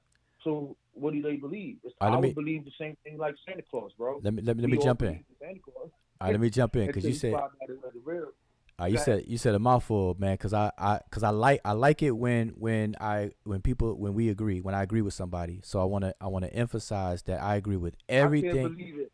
Wait. 2020 is a new year. Jah will finally agree with something I said. Listen, and I tell you this even online, man. You agree with me more than you know. It's almost like you trying to pick a fight or something. but here's the thing. I agree with every single thing you said, with the exception, and this is where we part. And you said it correctly though, because you said that's you personally. That's what your conclusions have. I have a different conclusion. Based on my studies, based on my knowledge of the language, and based on combing through this text for putting in man hours after man hours, dealing with this stuff, I just have a different view than you do on the fact that the deceased is not always talking about death and the dead state. Because I'm gonna give you a few examples why. When you go to sleep, we go through what we call dreams. Everything that takes place in your dream, all the different items, all the different entities that are in your dreams are based upon things that you have come in contact with when you were awake. So now it may not make sense, or you may be doing some extracurricular things in your dreams, but the actual items that come into your dreams, like when you dream about water, the ocean, or monsters, snakes, boogeymen, whatever, they're always something that corresponds to something that you consciously see when you're awake. So that shows you that your conscious awakened state will bring things from it into the subconscious while we're sleeping.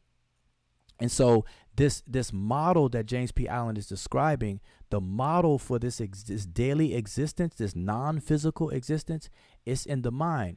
It's just that the model for it was inspired by what the Egyptians saw and lived in their awakened state. So you got Nun associated with water. You got the stars. You got everything that has a physical counterpart in this so-called duat, in the so-called subconscious, the same way we do today.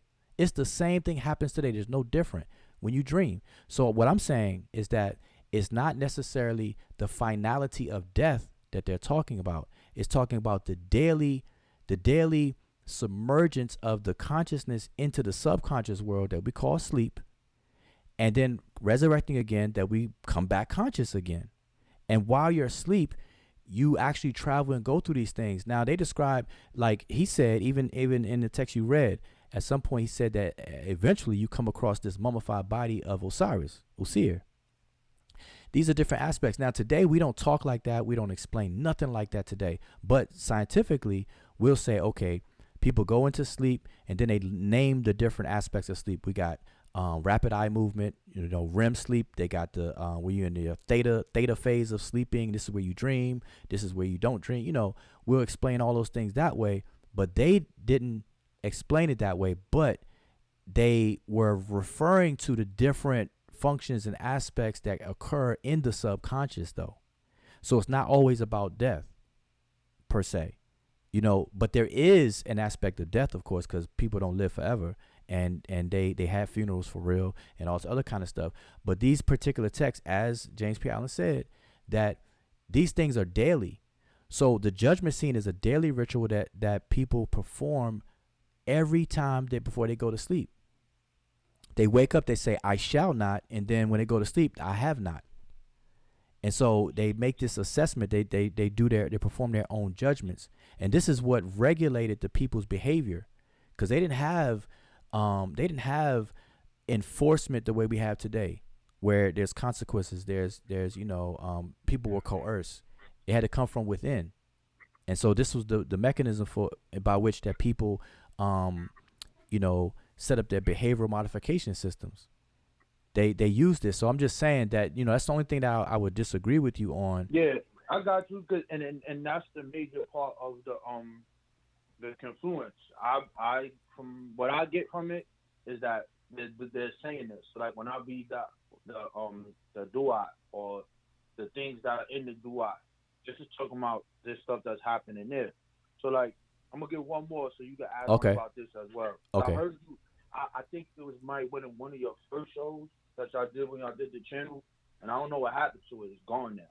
Oh, I don't know. That video is gone. I don't know why y'all got rid of that video, but I don't see it no more. So this is on page, so people, if they have this book, same book, I don't want to confuse people with the different models, so I'm just going to stay with James P. Allen. Cool with that? Yeah, that's fine. All right, so this is 317, right? So it says, for the earlier ritual text, we talking about the MC period. Now we dealing with the mouth opening ritual. This was for the early ritual text is descended the New Kingdom composition known as the mouth opening ritual, inscribed mostly in private royal tombs of the New Kingdom. It contains 75 separate scenes, blah blah blah. Besides their tendency to use, hold on, I made a mistake, skip something. Oh man, how did I skip that? The New Kingdom. It contains 75 separate scenes or acts in which priests open the mouth of a statue of the deceased and provide it with various offerings. A number of his texts are direct descendants of original spells and the pyramid text. Mm-hmm. So you know the ritual, the open. I don't have to go through that. Maybe you want to expound on it.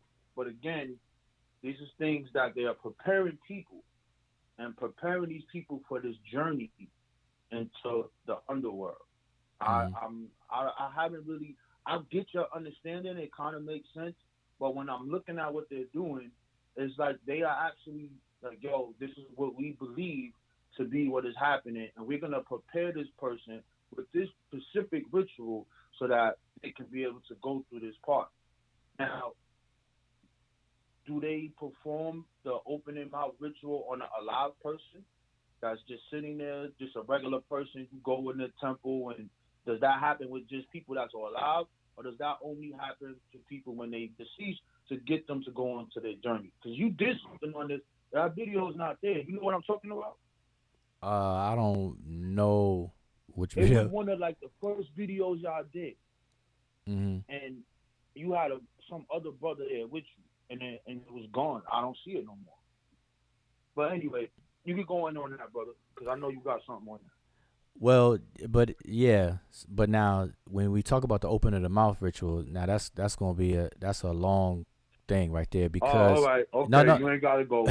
no, I'm not gonna be long at all. But I'm saying, maybe we could revisit it as its own topic, like we could discuss it as its own show. You know what I'm saying? But even with the opening of the mouth ritual, we have to look at it in context of a lot of things, and we can't take any of these things in isolation, because Egypt was never even built that way.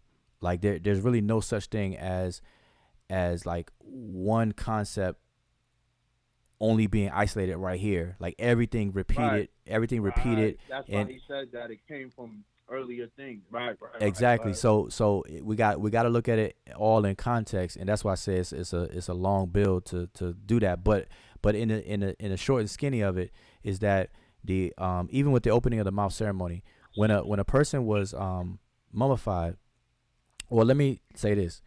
Well, anyway, when a person was mummified, they took out certain organs, they left certain organs in. They took out the liver, the intestine, and the lungs, and all that kind of stuff. They stored it in canopic jars, and they left the heart intact. They put a scarab beetle over it with some inscriptions, which is really chapter 30 of the Book of the Dead, talking about the heart and the mind. They scraped the brain out. They liquefied the brain and kind of scraped it out of the nose. That's why the mummy's nose looked big. Like people say they were Jewish, but the nose is like kind of broken and messed up because they scraping the brain out through the nose. So the actual literal thing of thinking that a dead person who is not breathing, whose brain has been scraped out, for them to really think that opening their mouth and they're going to actually talk is really to kind of like put down the intelligence of people. And so the default should be like, wait a minute, what is really going on? What does that really stand for? What is that really going on? Did they actually do it? Did they actually believe that a deceased person is going to really talk on their behalf in the so-called afterlife and stuff like that? But when you see it in the context of everything, you'll come to understand that they didn't take that or do these things literally, even offering the foods. Because like I heard Reggie today, he had made a mention of the offering formula. And so they propose to provide the deceased with offerings and stuff like that. But when you read it, it's not an offering of a physical food. It's the poret cheru, which means a vocal offering. It's something that is said, not something that is actually given, like food itself, like literal food. And so it's represents something else. And so food is also called ka. So at the end of the prayer, they say inkani, imaku, and then the person's name, and then they say he's justified, makeru. And that's what James P. Allen said earlier that you read earlier. So these are providing different aspects of the human being. And remember, they look at the human being as at least 8 components. Different components need certain things to function. And so the ka of the human being needs the ka from the food to function. But that's not literal because the ka is not something tangible. You see what I'm saying? Just like the ka of food is not something tangible either. And so it was a way to transmit information generation by generation to allow people to know what they viewed as going on in the subconscious, your daily life, when you go to sleep, and their ideas of death, what happens even when the finality of death itself. So it's all of those things combined. So we today have to be honest, and like I said earlier, there's some things we know the realities behind and some things we still have yet to figure out. But one thing we can't do, because it would be unscientific, is to just conclude without the evidence to back it and just say, okay, yeah, they were spooky and they believe that literally. And this is my whole point. There is no really one way to see it. We just put all the body of evidence together and we just look at it. For me, you already know how I am. You know what I read. You have the same stuff. You know when you talk to me what I'm going to say and what I'm going to come with. So when I do that, this is where I get my conclusion. I put all of the body of evidence that I have together from who I see are the authorities on this, and then I put it together and I listen to other people, and then I can disagree or not agree. Let me give you some. I think that's the proper way how to do it, unless you want to sit there and learn the language and do that part. Yeah, and that's what I was going to say, because I'm gonna tell you, and I meant what I said a little while ago, even online, like you and Jabari said this, that I agree with him, man, that you argue so much with Hebrews or whoever you argue with so much that when you and I, like if you and I were to sit down and have a conversation, man, it's almost like you got to go through some woosah preparation first so you can rub that off before, so me and you can have a good build. Because that's not really true though, because I don't really deal with them. So if you look at any of my conversations, I really don't go into no spiritual nothing. It just be about history, about the religion. I don't really go into Well, I don't know. Even when I talk about West Africa, yep, I describe all of the stuff they was doing. I don't care if I'm not. It seems like people are scared to say that people believed in something that's spooky. I don't care. If this is what they did, this is what they did. I don't gotta believe it because they did it. I don't believe in no ancestral realm. That's just me. I'm never gonna believe in it. That's just me. My ancestors did it. So I don't care. What's the problem of letting the people, Mm-hmm. through their writings, through their ways and actions, through their rituals, speak for themselves, and then we look at it, and then look at the things that we can extract that we can use today. What's the problem with that? Right, and so yeah, and that's a good position to have. But now here's where we got to be careful, and this is what I meant by it would be unscientific to even teach the to teach the babies that this is the conclusion when we really don't know. We got to be honest, and so we can, like you said, collect the data, collect the evidence, put it on the table, and let's have a discussion. But now where I was going with it though is that I feel that the resources you are using right now, you would do a whole lot better if you actually took the time out whenever you could, is to actually at least learn the basics of the language, so you can start combing through some text to kind of go a little further and probe deeper. Because the way that you are working with the resources you already have, I know that it would be a tremendous help to you if you did that. And I told you this before, but I'm saying, like, you really should do that, because then you'll be able to kind of see things and connect some more dots that you already connecting to paint a more completer picture. Man, because like I said, I'm a newborn convert, bro. When I started learning about the stuff that I didn't know, I had a heart attack. Well, that's what I'm saying, because I had a heart attack, brother. I really did, because I always like cosmologies. That's why when we always talk, what do we talk? What am I talking to you about?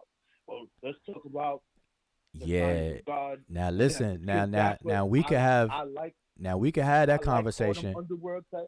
I love them things. We could have. But when I started realizing that, I'm like, damn, son, I don't even know what we did over here. Damn, I feel stupid. Well, listen, we could have that conversation. We could have that conversation about cosmology and ontology of the Egyptians, and if you want to add some correlations from some West African communities, that's fine too. But we can have that, and I know that when we talk about that, we agree. And all I'm saying is that like you and I, in my experience with you ever since I've known you online, we agree for the most part. The only thing that we disagree is really because we're typing, and it's the Facebook comment section where you may misread, or what I'm saying I misread what you're saying. But see how we talking right now? Like everything is fine. Like I can tell you where me and you differ, but for the most part you and I agree, even tonight. So that's just proof. Somebody sharing the screen? Oh yeah. The curriculum. Yeah. So we agree for the most part, and so right. And so, but on the spaces we disagree, over time I could show you some more things. I could show you this, show you that. You may have some stuff to share. So we'll just keep at it. You're not gonna convert me, Wujawo. Nah, I ain't trying to convert you. Listen. That's the beauty of this. That's the difference. I don't be proselytizing. I don't try to convert nobody. You know what I'm saying? I just share the info. And like you said, now this is the thing too. People romanticize Egypt out the wazoo, and that's a problem too. Yeah, but that I wanted to tell you this. That was the basis of my conversation with him. That was the whole basis of it. Well, that's a problem. The romanticizing of it and making everything Egyptian. Everything came from Egypt. So this is where my beef came, even online with people, when I say, yo, wait a minute. Those people did not found this West African civilization. Where you get that from? And then they start arguing with me. Then I'm like, damn, all my friends disappearing now. Yeah, that's what I'm saying. That's a problem. I have a problem with that, and we got to keep it real. But it's your fault.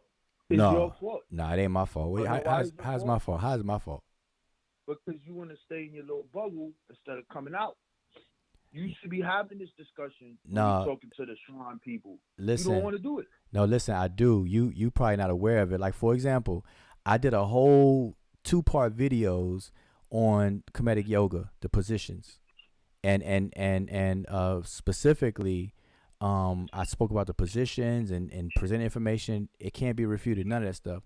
And I had a little conversation with Jabari on that on the comment section of the video. That I'm the one that spoke about the Tamahu. I think you even asked me about the word Tamahu. You know what I'm Yeah, saying? we should get into that too. That's crazy. Yeah, we need to get into that one. Let's go to that real quick. But go ahead, finish your point. No, I mean, no, that's my point. So I'm saying I do, but at the time, I try not to waste my time with when people get too silly with it. Like it becomes like entertainment. Because I take this stuff serious because I'm trying to expand the knowledge and then move on to something else later. Like I'm not trying to spend. I'm not going to spend my lifetime studying Egypt. You know what I'm saying? So I'm not trying to keep doing this year after year after year after year, explaining the same crap over and over again. So when I feel that's happening, you know, I just dip back and deal with something else. So that's that. But I do address these things. But now 2020, watch, you're gonna see some more for sure. You're gonna see some more things from all of us. But now, so you want to move to? But let's open it up because we kind of hogging the mic though. It's other people Yo, in my here. bad. Yeah, let me go on mute. Yeah, let me get in real quick because I know Niusare, he wanted to get in. I had on my screen the pyramid curriculum. Yeah, yep. And it's broken down in the 3 levels.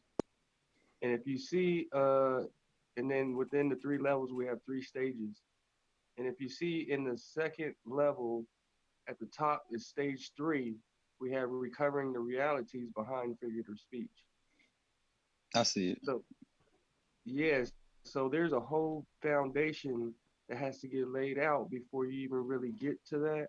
So what Rujawa is sharing with us today is like a treat because um, a lot of this stuff I know he's just biting his tongue, not telling us. You know, it's a lot of it to it. That's what I keep motivating myself is to keep studying, and the advice I give to other people is to keep studying, and hopefully we will eventually all get to that level and stage where we can actually recover the realities behind the figurative speech.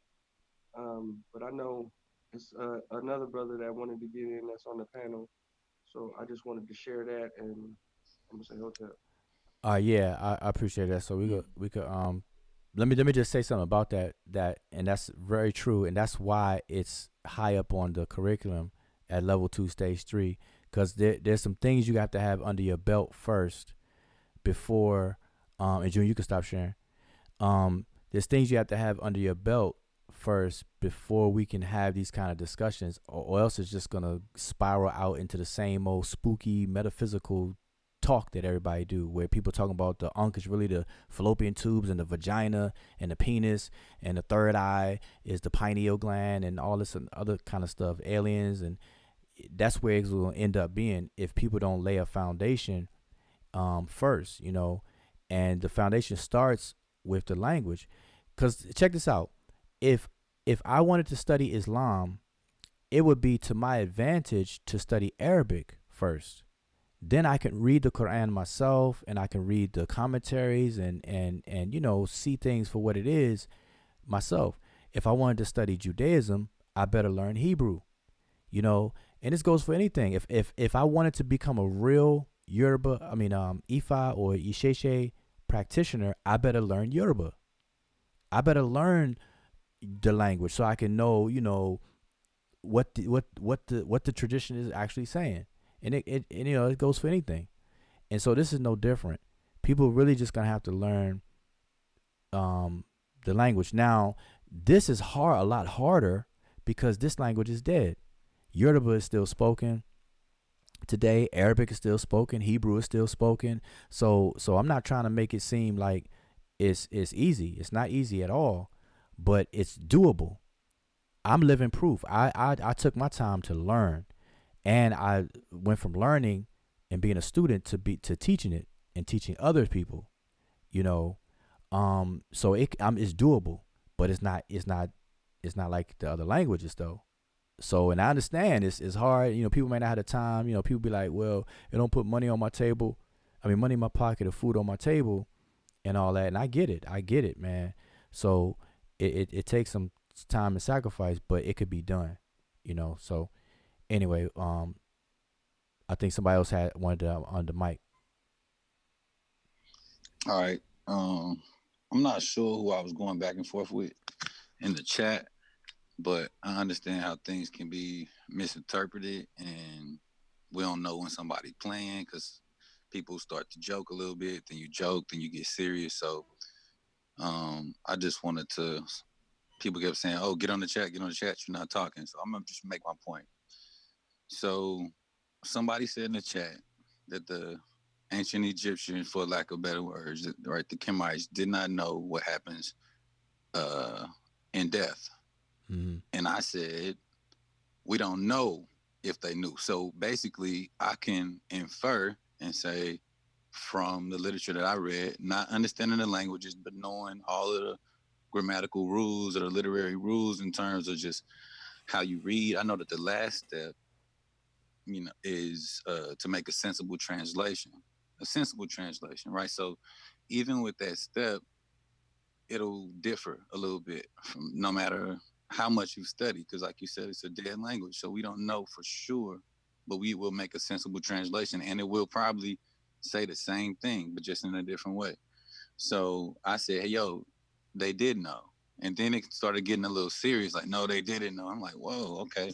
So he said, how do you know that they knew? And I'm like, listen, I said earlier, neither one of us know, but I'm going to lean towards they knew what happened. He said, well, how do you get to that conclusion? Write it on paper and this and that. So I'm like, okay. I didn't want to get into those type of ego battles or whatever. So I'm just saying that I feel like they knew, and it's from me just hearing the translation of somebody else. I didn't translate what was in terms of the 12 hours of the duat, but because I don't have it to use all those literary rules and go through the steps and just do it myself, but still from not even only just the Valley of the Kings when they're talking about that, just all the other literature, right? Because I've been talking back and forth with you off and on since maybe 2014. So it's not like I'm just jumping in here talking about the third eye or chakras. Like I said, I watch every video. So I'm always saying respect because I learned a lot, right? So, and I'm still learning a lot. But a lot of the people weren't even with you then when I was listening before you even had one. So I'm like, okay, let's just try to remain respectful. But anyway, I'll get to my point. So I'm just saying that you have to infer at a certain point, right? You have to sort of like extrapolate or just use what they, I think it's abductive, just reasoning sometimes. So that's just what I'm doing. I'm inferring from what we have, and I'm leaning towards that they knew what, and maybe we don't know. I don't know. So you could say belief, whatever, adjective you want to use just to make it, marginalize the way I feel from what I've gathered. And I could do the same thing with you, or not with you, but whomever I was going back and forth with. And other people, of course, were just trying to, appeal to authority and just say, yeah, how do you know? Like, so that's all right, so let me jump in. Fine, I'll get on. Okay, so let me jump in there. Jump in there. Yeah, I, what's up? This is June, and I've been keeping my eye on the chat, and I basically saw the whole conversation. But the way I see it is, when we hear it's certain words that people already have, a definition set in their head. Like when someone says afterlife, you have to think, what you think the afterlife is that the same as what the Egyptians thought afterlife was? You know what I'm saying? When it comes to that. So we do know they believe something though, because we just had a picture of a scene where, they were at they call it the judgment scene, where it was the scales and Jehudi was sitting there writing stuff. And so we do know that they thought something, right? Because why would they be writing all this stuff down? Okay, so let me jump in. I don't know. Sean, let me just jump in on that real quick, because I want to explain to the extent that the Egyptians could know, so we don't get accused of romanticizing as well. We got to be careful. So the Egyptians, nobody who died came back from death and then had a conference meeting with the Egyptian. Was like, yo, this is what went on. You know, it was like this and like that and like that. So the extent that the Egyptians knew about what took place in death is things that they developed inferences for as well. And so the biggest thing that they compared death to was sleep. That's why I keep saying it. And we do it today. We say sleep is the sister to death. And so how do we know that? So we can look at it and from their perspective. If you lay a dead body down next to a person who's living but sleep, they look alike. The only difference, and even today, anybody who has been to a funeral, when they have an open casket funeral, the person who's there, they look like they're sleeping. They really look like they're sleeping peacefully. You know what I'm saying? Especially if the caretakers took care of them, you know, and hooked them up. They look like they're sleeping. And so if you lay a dead person down next to a living person but who's sleeping, they look just alike. The difference is the living person is breathing, but their mouth is closed. And so what the Egyptians notice, and this is not just the Egyptians, but we can all observe, what you can observe is that if you ask yourself, what is the difference? Why is this person not breathing and this person is breathing, and this person has the ability to resurrect in a couple of hours, this person don't? The big difference is that the air that goes in and out of the lungs. Now the mouth is closed. So they notice that the nasal passage is the key to life while you're in the duat, meaning while you're sleeping. So you are only alive because the breath of life, that's why they call it the breath of life, but it's just air, period. Air is entering into you through your nostril passage. That's what's sustaining your life. That's what's giving you the ability to resurrect in the morning. Whereas the deceased person, that's not occurring. That's not happening. So they notice that. So notice in the iconography, you'll see deities holding up the Ankh, which is a word for life. They're holding it up to people's noses because that's the sustaining, or the Sa'ankh, the in living of a person, what sustains a life of a person while they're sleeping. Because when you're awake, your mouth is open. You know, we breathe, you know, in our mouth, nose sometimes, back and forth, whatever. But mainly when you're sleeping, unless you're snoring and all that kind of stuff, of course. But mainly you're going to breathe, or you should breathe, through your nose. And so they noticed that difference there. So they compared sleep to death. And so everything that they assumed about death, they compared it to what takes place when people are sleeping. So that's the extent of their knowledge of death. They don't know empirically, based on somebody coming back from the dead and telling them, but they did make inferences, the same thing we do today. Okay, so I want to emphasize that so that we won't romanticize and think that, oh, they knew empirically when they didn't. They didn't know that empirically, but they did make those inferences. And the key is in the language. The duat is the underworld, and it's the same as the subconscious. That's why Osir is the god there. He's the foremost of Westerners. The word Western in that context is the region of life where you decline, where you go below the horizon, and the horizon represents the demarcation line of birth and death. Once you pass that line. Brother, yeah. Is there? I want to cut your wisdom. Is there a word for subconscious, or something that has that concept of the subconscious in the Sesh? Well, the word duat itself is a word that means that gives the connotation, I should say, of going under something. And they say the underworld. That's why they translate the underworld. Some people translate it as the grave. But you have the tomb itself, or the grave, is called Karet, where people say that's where Christ come from. So, yeah, that's the Christ. That's the Christ, baby. You know it. Yeah. You know so the duat, because the duat is also doubles. And that's not the same word, but again, you got paronymy and punning going on, where you got these homonyms or homographs, I should say. duat is also a word for tomorrow. And so you only get to tomorrow by going into sleep. Like tomorrow is when you like we go through two states. We're awake, we sleep. When we wake up, it's a new day to us, regardless of the time. So forget the watch and forget the clock. When you go to sleep and you wake up, that's your eternal clock. That's your eternal way of saying, okay, it's a new day. And so when we say Ra'u Niyu Peret Im Heru, we're saying the utterances for the coming forth by what? By day. You only come forth by day after you sleep.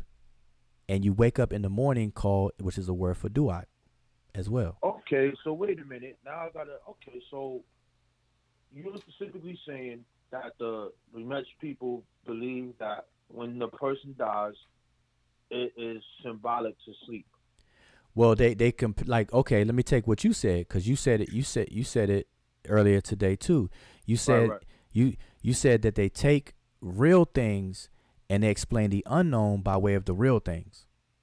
And right. so they explain death by comparing it to sleep. What takes place when you're sleeping. So that's what I was telling Nisure about the extent of what they know. They only infer. So all of those images, that everything that happens on them hours, I'm not going through that. I don't want you to do it neither. There's a whole lot of things going on in them hours. So you saying that right there, when they describing from hour 1 going to 12, that's all describing what happens when you sleep?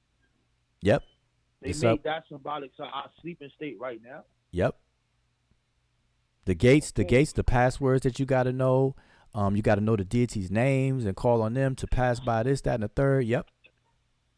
Okay. Now, you vote. Go ahead.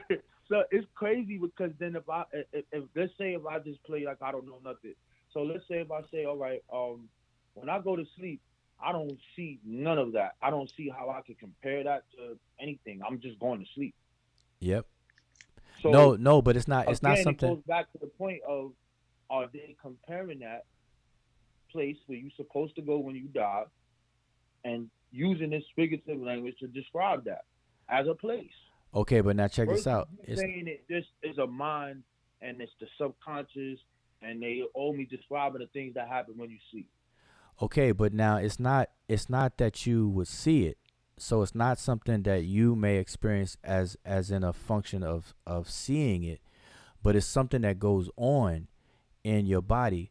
Like, for example, I can describe like, are you familiar with the different brain states that we go through on a daily basis? We go through beta, alpha, theta, and all that stuff, right? Mm-hmm.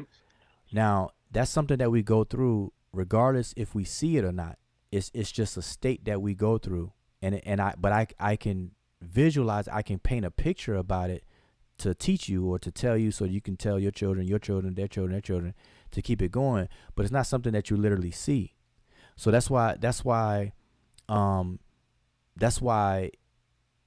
another reason why it's figurative. It's not even seen. So these are not real places that you're gonna go to and see, because when you're sleeping. Okay, let me just do this, because I don't want to sound I don't want to go too far off, right? But don't get spooky on me, dude. No, that's what I'm saying. I'm not gonna get spooky on you. I'm not gonna get spooky on you. But now check this out. There's a conversation that goes on inside your head, right? Yes or no? Yes. Okay, but now there's no real other human being like chilling in your mind somewhere, like a physical person sitting in your brain or mind, but you can have a conversation that goes on in your head, and we talk to ourselves in our head, and you can actually picture things in your mind that are not really tangible or there, but you can picture them. And so there's phenomena that takes place within our body that the Egyptians expounded on, or they expressed their understanding of it. It's just that today we may discuss it differently. And that's really the realm of psychology, where they talk about, the subconscious, the superconscious, the id, and all those other kind of things through Carl Jung and all those psychological scholars, that books that they use. They describe it differently, but the Egyptians had their own way of describing it too. So that conversation you have. Now check this out. There's a part, the Egyptians believe that there's a part of you that is the real you. Like we would describe it as the real you, and we would call it the self. And I know you being of the nation of gods and earth, you could probably appreciate this part of what they believe, that there's a part of you that is the God body, and it's the self, but it's not what do you call it? It's not capable of truly emoting.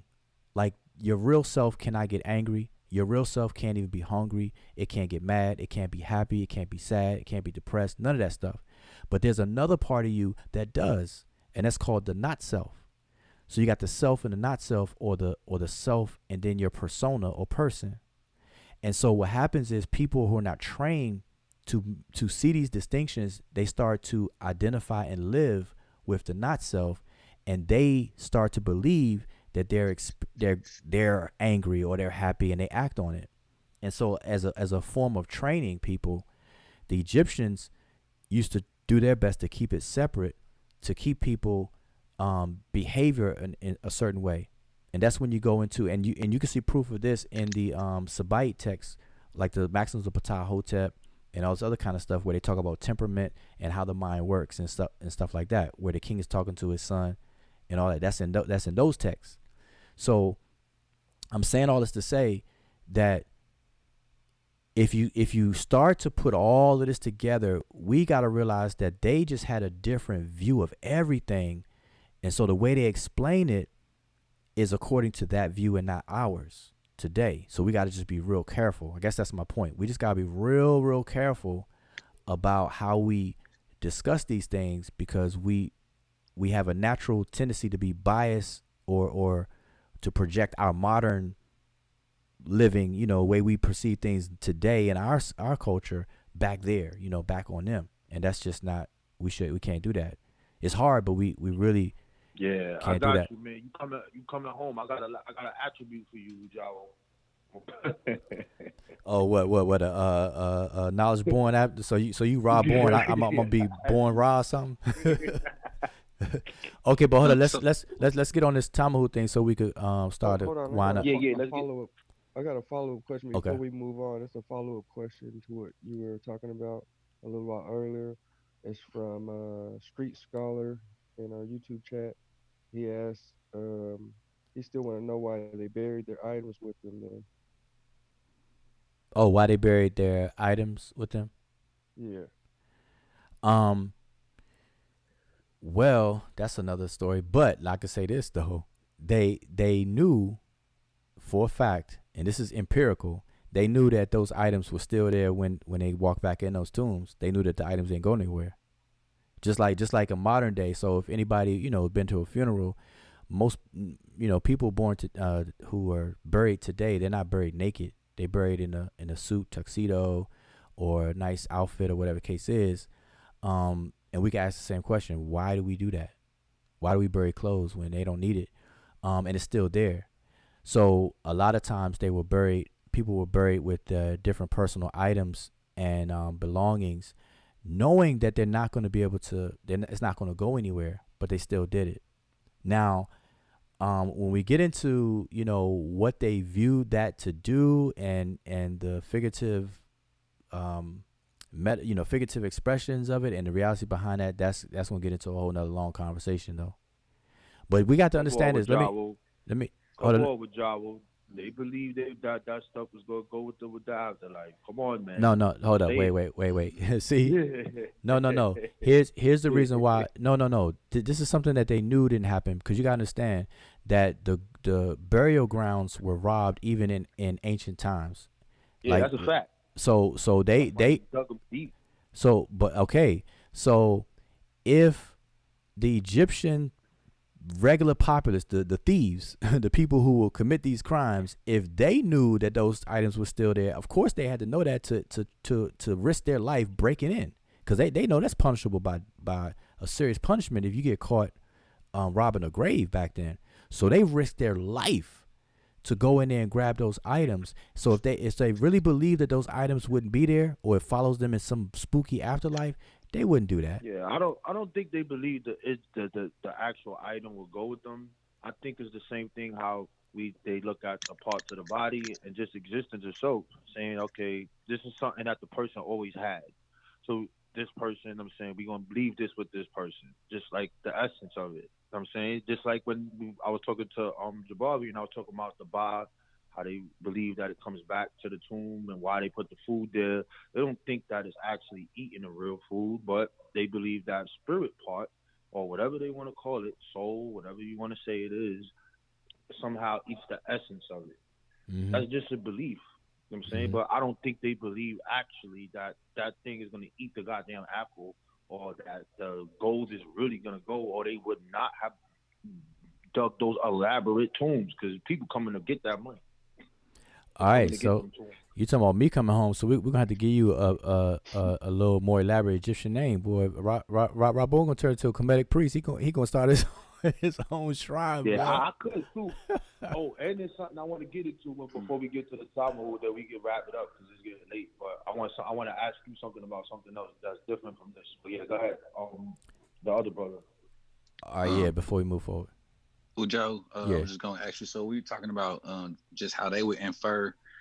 Do you think that based off of, our inference could be, it probably won't be as clear as some of their inferences. So like, I'm thinking more so like they were more so on the side of like deductive logic, right? Meaning like it would conclude with more of a valid, I think more like a valid or solid conclusion, more solid than just like, oh, we're just inferring because we don't have all the other pieces. So I feel like just following all the laws of like valid like inference that they would basically derive from what they knew in terms of how they were comparing sleep to the afterlife more closely to exactly what that's like than what we would do today, right? Because like you said, they thought way different. So I'm not trying to make you say anything, or I'm just saying that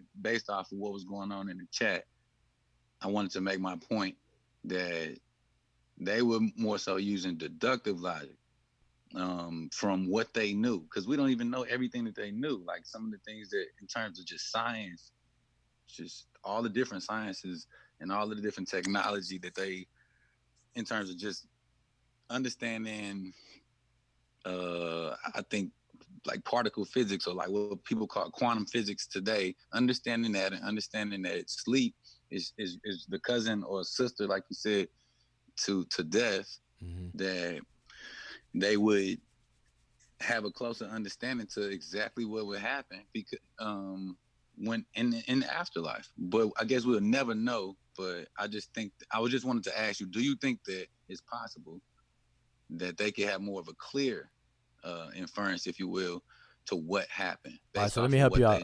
All right, so let me help you out. So this is something I talk about in a more lengthy conversation on a different level. Like I don't really go in too far. No, I'm gonna give you a little bit right now. But I normally would talk about this, after people, among a group who's already been through whatever. So let me just help you out here. There's a reason why the Egyptians started to understand the human being as a composite of several entities as opposed to just this one homogeneous thing, right? And so here's the thing. Imagine, okay, I'm gonna throw some questions out there. I'm not looking for answers. I'm just gonna throw some questions to put on your mind. Okay, why is it that I'm trying to think. I'm not trying to be long-winded, so let me just put it like this. Okay, you as you, the real you, if you ask yourself what makes you you, okay, part of the answer to that is you're going to eventually come around to your memories, your life experiences, because you are a subtotal or total of your previous experiences, and that shapes you as you right now. Okay. Now, imagine if you went to sleep and when you wake up, it was a control or delete. all of those previous experiences are wiped away every time you close your eyes and went to sleep. So imagine every time you wake up, it was a reset. It was a reset. It was a reset. And so when the Egyptians realized that doesn't occur, then they had to deduce that there's something within the human makeup, its being, that retains those experiences. And so when people say, okay, do they believe in reincarnation, all this other kind of stuff, they can take inferences from absolute observations and their own, every individual's personal experience. They know that when they go to sleep, they're totally unconscious. Somebody could kill you while you're sleeping. Why? Because you're totally oblivious to what's going on around you. When you wake up from that slumber, you still retain your experiences. And they're like, wow. So there must be a part of me that retains all those experiences. Now, we have fancy words for it. We call it memory, and we say memory is a neurological function of the brain and all this other kind of stuff today. But they knew and understood that there's an aspect of the human being that holds on to the previous experiences, even though you get cut off, you cut the cord called sleep. And so from that deduction, they can start to piece together different components of the human being. You got the khat, which is the physiological human body that rots. They witness that. They witness animals that die, their carcasses rot, and they stink. So the word khat is even drawn into glyphs with a fish, because fish are known when fish rot, it has a real foul odor. So the khat is likened to the decaying body of a fish. And so they knew that we had the cells and the body, but then they knew that those cells move. They couldn't see the cells. They didn't have microscopes, so we can't trip and romanticize that. But they knew that there are smaller components within the human body that they could not see that's responsible for our movement. There's certain things that go on for the contraction and release of muscles and all this other kind of stuff, but they couldn't see it. They didn't know. They didn't have words for it because they didn't see it. They didn't identify it, but they knew what occurred. And so through all this process of deduct reasoning and stuff like that, they were able to map out various different entities that comprise the human body, or the human being, not the body, but the human being. And so they did the same thing with the mind. And when they got onto the mind, that's a whole new world today we call psychology, but they mapped out the mind as well, and they saw the mind as the central command center for this being that we call a human being. And so the king of that kingdom, because they looked at the human being as a king, as a kingdom that is controlled and ruled by a king. So Heru sits in the seat of the heart, which is the will. That is your command center, which is your initiatory faculty, the faculty within you that causes you to choose. But you can't carry it out, or the will can't carry it out itself, so it needs another part of you to carry it out. So they develop another aspect of the human being that can actually carry these things out. You see what I'm saying? So it's an unfolding process of deductive reasoning that they use over time that allowed them to know these different components of the human being, and it worked for them. So I just wanted to drop that on you so when we talk about deductive and how they did this stuff, that's how they did it. But I'm just saying we got to be careful, because as far as death concerned, they didn't have empirical information. Right. They had the same process. So that's all. I just want to make sure that's clear. Okay, understood. Yeah. All right. So Raborn, this Tamu thing, because we're going. Oh, go ahead. I'm sorry. Okay. Yeah, before y'all move to the Tamu, and I just wanted to say that I think it was a really good conversation, and just one or two things pretty much is that I think the point of trying to figure out if the Remej believed in the afterlife and things like that, I think where the problem lies mostly is because we people tend to focus a lot on the afterlife.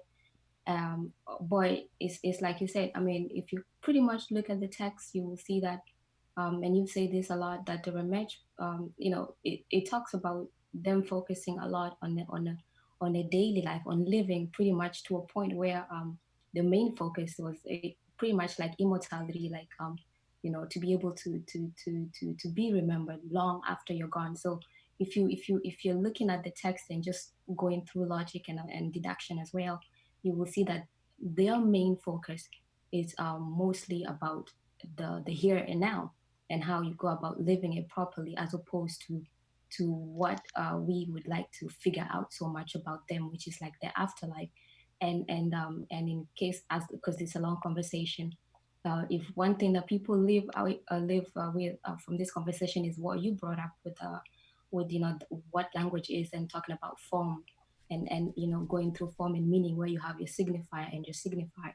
And because that comes in a lot with this word afterlife, because people they have an idea what this is, but we have to actually understand what the words that they're using, the remembrance to do what it signifies. And you did put a good point about showing what the words in different ways would actually mean, and why it is being deduced properly to signify the subconscious, as opposed to that afterlife polygates or what it is. So that is very key, and it's so key that it was actually part of the other conversation. We're not going to get into it, that you had at Daggersford today, where you were going through the word spirit with Ankin and Garfield, where I think you wanted to actually go through what the whole point of what the form and meaning, the signifier and the signified is with the white spirit. Because you'll find that in every conversation where there's a misunderstanding, people just don't understand what a word is and how it is being utilized. So that is one thing that this week can leave out with. So I'll just let you go on that amount of stuff. All right, now that's good. That's good.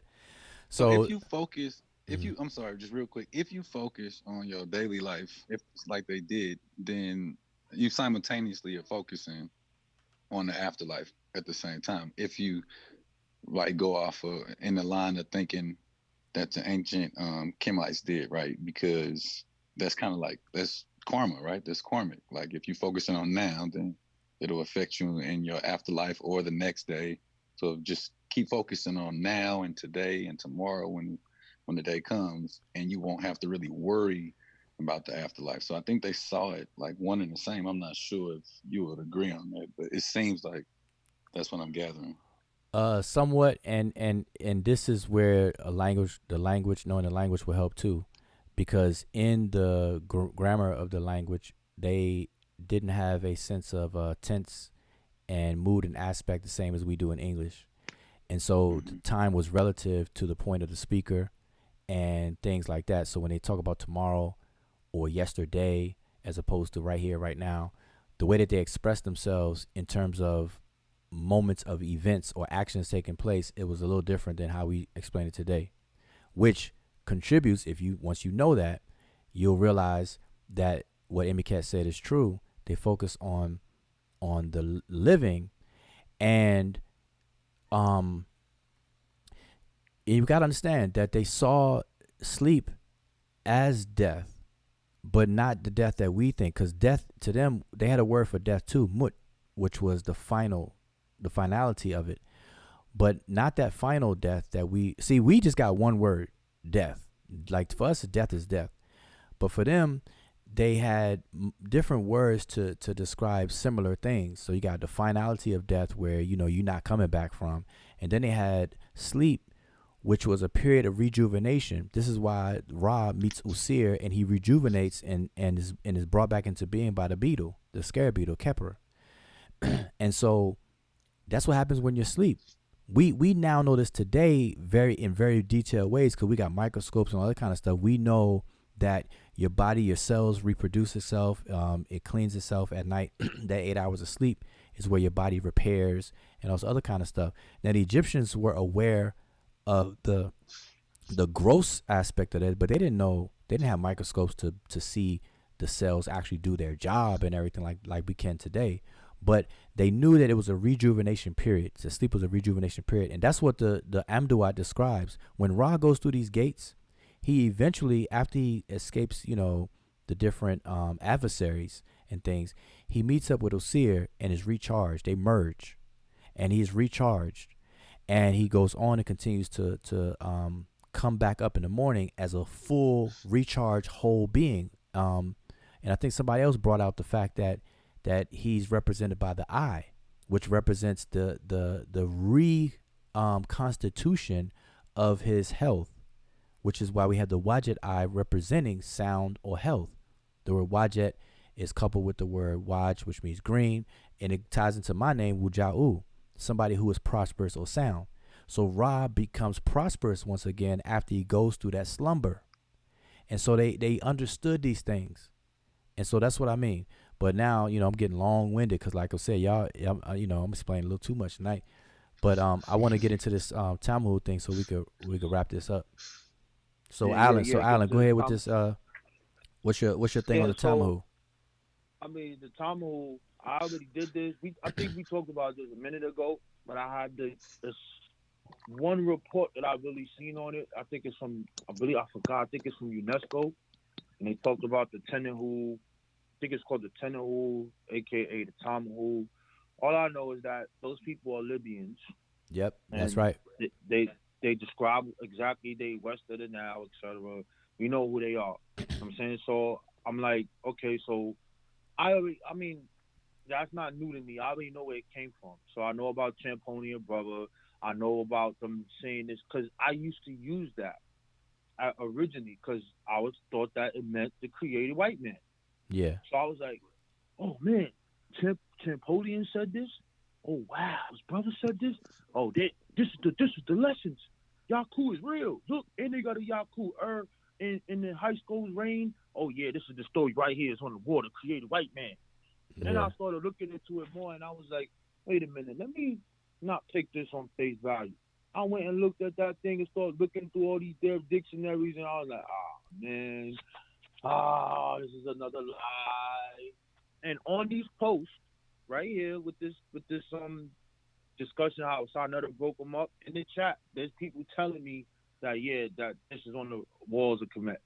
So I'm like, why not just pick up a dictionary, look at it, see the history on these specific people, and see who they are, and see the origin of it. Because Sheke does talk about it in his I think it's it's not Civilization or Barbarian. It's the other one. I think it's Myth or Reality, whatever. So he calls them the light-skinned people, et cetera, but we got to get to the origin where he got it from. So we don't know what it means. You know what I'm saying? He keeps saying it, and I think that's wrong. This is why I say, yo, son, your shit is fake. I know it sounds harsh, but I'm just being real. You know what I'm saying? Yeah. And that's what it is. Yeah, and you brought that up to Jabari in your discussion, but he didn't really I think he tabled it, right? He didn't want to talk about that, right? To go through it. He knew not to go through it. Yeah, but now check this out. What he did say, and you just said it, that he got it. He said he got it from Diop. Right? That's what he said, and he had the civilization or barbarism in his lap, but he said he got that from Diop because Diop mentioned that too. So let me share my screen. Let's do this. So we're gonna get into this a little bit. We're gonna be brief with it though. All right. So wait a minute. All right, here we go. So here is for you those who are not familiar with this. This is a reproduction of a scene from the Book of Gates. Okay, this is in the tomb of Ramses III, and also in the tomb of Seti I, and also in the tomb of I want to say Men. Well, let me not say, but it's another tomb as well. But I don't want to misspeak. It's the name escapes me, but it's in 3 tombs where you can see this depicted. And so this is a reproduction. And so what we're looking at is a portion in the Book of Gates. I believe this is the 5th hour of the Book of Gates. And it shows the different people of Ra, they call it the cattle of Ra. And of course, they're not real cows, but they're the cattle of Ra or the herd of Ra. And they're being ushered in by Heru. Let me get my cursor over here. They're being ushered in by Heru, which is in the back of them. Now, you're going to see 4 sets of 4 different groups of people. The first set you come across right here on the left are the Remich. These are the Egyptians themselves. Okay, and I got the glyphs of their name under it. The Remich. I got the way it's transliterated, the way people conventionally pronounce it, and then, these Egyptians. This next group of people are called the Amu, which is translated this way, and we said Amu, and it's to the Asiatics. These are the nomadic, semi-nomadic, and nomadic sand dwellers, the Amu, West Asians. Then you have the Nehisu, people who live south of Kemet. People like to call them Nubians. Now, I take issue with that word, but that's for a whole nother conversation. Then the last group is the Chemehu, and it is this word that people are saying Tamahu, but it's really Chemehu. And these are Libyans, as Raborn said. These are Libyans. These are people that live west. So you got Western people who live west of Egypt, people who live south of Egypt, people who live east of Egypt, and then the Egyptians themselves. Nobody lived north because that's the Mediterranean Sea in terms of land access. All right. So that's coming from the Book of Gates. So these are Libyans. Now people are interpreting these folks as white people because it comes from Champollion originally. He describes them as white in his letter to his brother. He describes this whole thing as white, and he even has illustrations and all this other kind of stuff. That's where it originally comes. It leaves him and that misunderstanding and then jumps into Gerald Massey. Gerald Massey, in his book of the beginnings, he goes and just makes up some stuff. He talks about the Tamahu is from the word Tama, and then Hu, which means creative filth, and all this other kind of stuff. He do some word surgery, and none of the words that he says mean it. And I wish I had a screenshot of his page. What's the word for white? Hanu? What is it? Nah, it's hedge. The word for white is hedge. Right, there you go. And that's not even in the word. Let me see. The Book of the Beginnings, page 29. Where Massey, so let me read this. It says I got it too. Yeah, let's look at it. So for Which those, one, the first one? The Book of the Beginnings, page 27. Yep. The bottom one? I believe so. I didn't put the volume. Go ahead. So this is my Facebook post from December of 2018. It says, I said, for those who have asked me about the word Tamahu being used to refer to Europeans or whites, one of the sources that uses this is from Gerald Massey in his work, A Book of the Beginnings, page 27. And I must have had a picture of it. Massey incorrectly identified one of the four nations represented in the tomb of Seti I in a text called the Book of Gates, where the Remich are represented along with three of their neighboring nations, the Nehisu, those who south of Kemet, the Amu, those who are Asiatic, those who are West Asia, and then the Chemehu, those of Libya. Massey incorrectly created meanings of created whites for the word Chemehu, which has nothing to do with created or the word white. It is the name of one of the groups of Libyans, and the other being Chehinu. So the Libyans had an upper and lower Libya. The upper section was occupied by the Chemehu, lower ones by the Chehinu. Both of those groupings of people were Libyans. So our goal is to raise an army of scribes so that we get to know Kemet intimately through its language, which is the DNA of culture, et cetera, et cetera. So then I had this picture, which I already showed you all. And here's an image of the first portion. And I have these numbers here because we translated this on another video. So I'm not going to do that again. But here's the actual primary. Okay, here is the actual primary from Seti I. So nobody could say that, it's just a redrawing. No, here's the actual picture from it. And you can see Heru here. You can see one of the Remich is missing, is damaged now. This wasn't always this way. And then you got the other three. Then you got the four set of the you see the four Remich right here. Then you see two of the Amu. The other two are on this wall. Now remember, this is at the bend of a wall. This is at the crease of a wall. So it continues along this wall, which is cut out of this picture.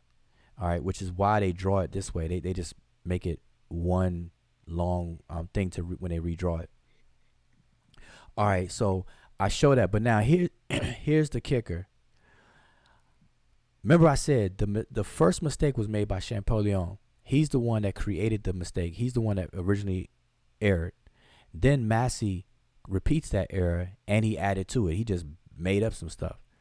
Then Diop came along and also made the same mistake.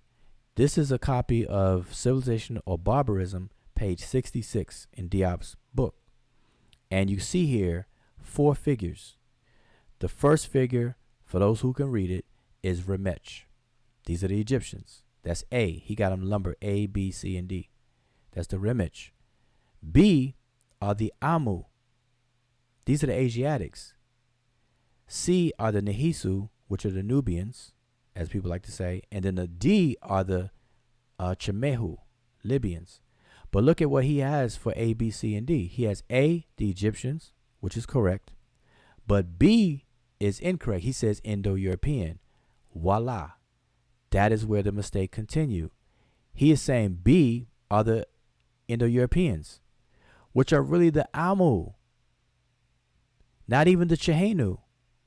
So not only did Diop err by calling them Europeans, but he didn't call the right ones Europeans, even if you're going to go that route. These are the Amu. You see the word right here, Amu. Okay, remember this word. It's a throw stick. There's an owl, quail chick, and 3 strokes. Let's go back up here. You see the thing for the Amu? Throw stick, owl, quail chick, 3 strokes. Those are the Asiatics. Right here. They're in the same order. Well, wait a minute. Wait a minute. Slow down, brother.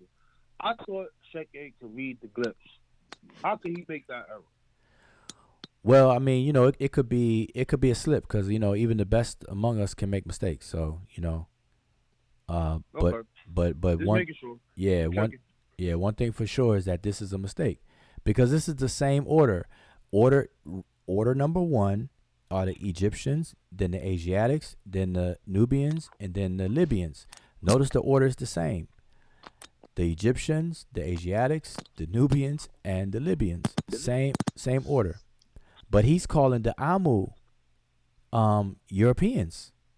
So why don't people today, when they want to refer to white people, why don't they say the Amu? They say Tamahu because they're going back to Massey and Champollion, and they think that Diop is agreeing with them, but Diop makes a different mistake. Diop makes a mistake, but it's a different mistake. He mislabels this one as the Indo-European. You know what I'm saying? So that's different. So then C, he has other blacks of Africa, and then D, the Semites. So he called it Chemehu. Hold on, somebody got to mute their mic.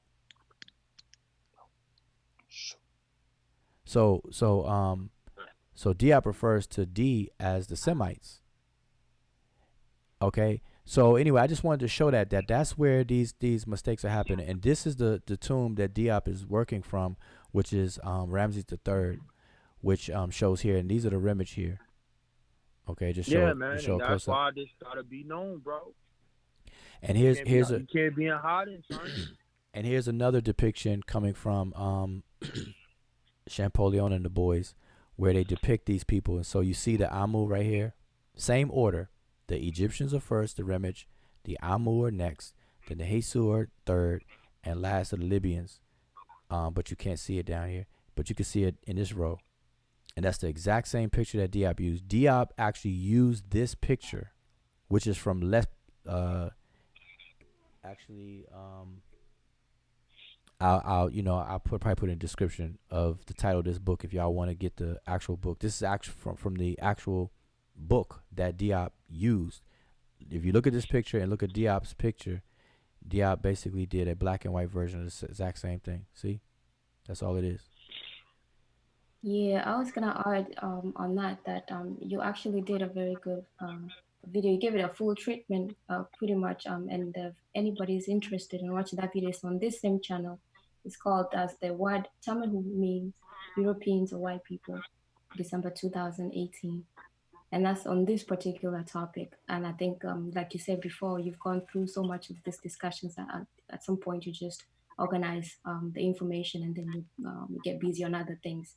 So that's one of the video. And since I'm talking about those videos, the other conversation that we just left to another good video on this very same channel is one called True Scribes Presents Towards a Better Understanding of the Book of the Dead. So that's on this same channel. I think that's what Raborn was looking for. That he said was yeah, gone. that was the very second video we did on the channel. It's still here. So a lot of these conversations that keep popping up, if people just went through the archives, because you can't keep repeating yourself over and over and over. You go insane. So what we usually do is just give them some full treatment and put them here, or write a book. Because that's the best way to go. Because we gotta keep moving and working. But that's a really good one. That's the white Tama who Europeans or white people. So check that out. That's a proper full treatment. I think most of the information you get there too that you might not be able to go over today.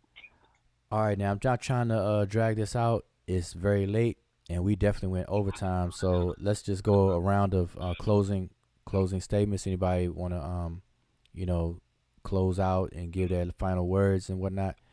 But it's definitely late. I just say I had to come on before the shots get thrown at me. So I had to come on here. Thanks for letting me come on the build and add on. I wanted to get into something else, but we can't get into it because you're about to end it. But yeah, but the sister says she right. You know what I'm saying, but everybody don't know the information because this so-called little bubble that we're in this conscious community, you hear specific voices all the time.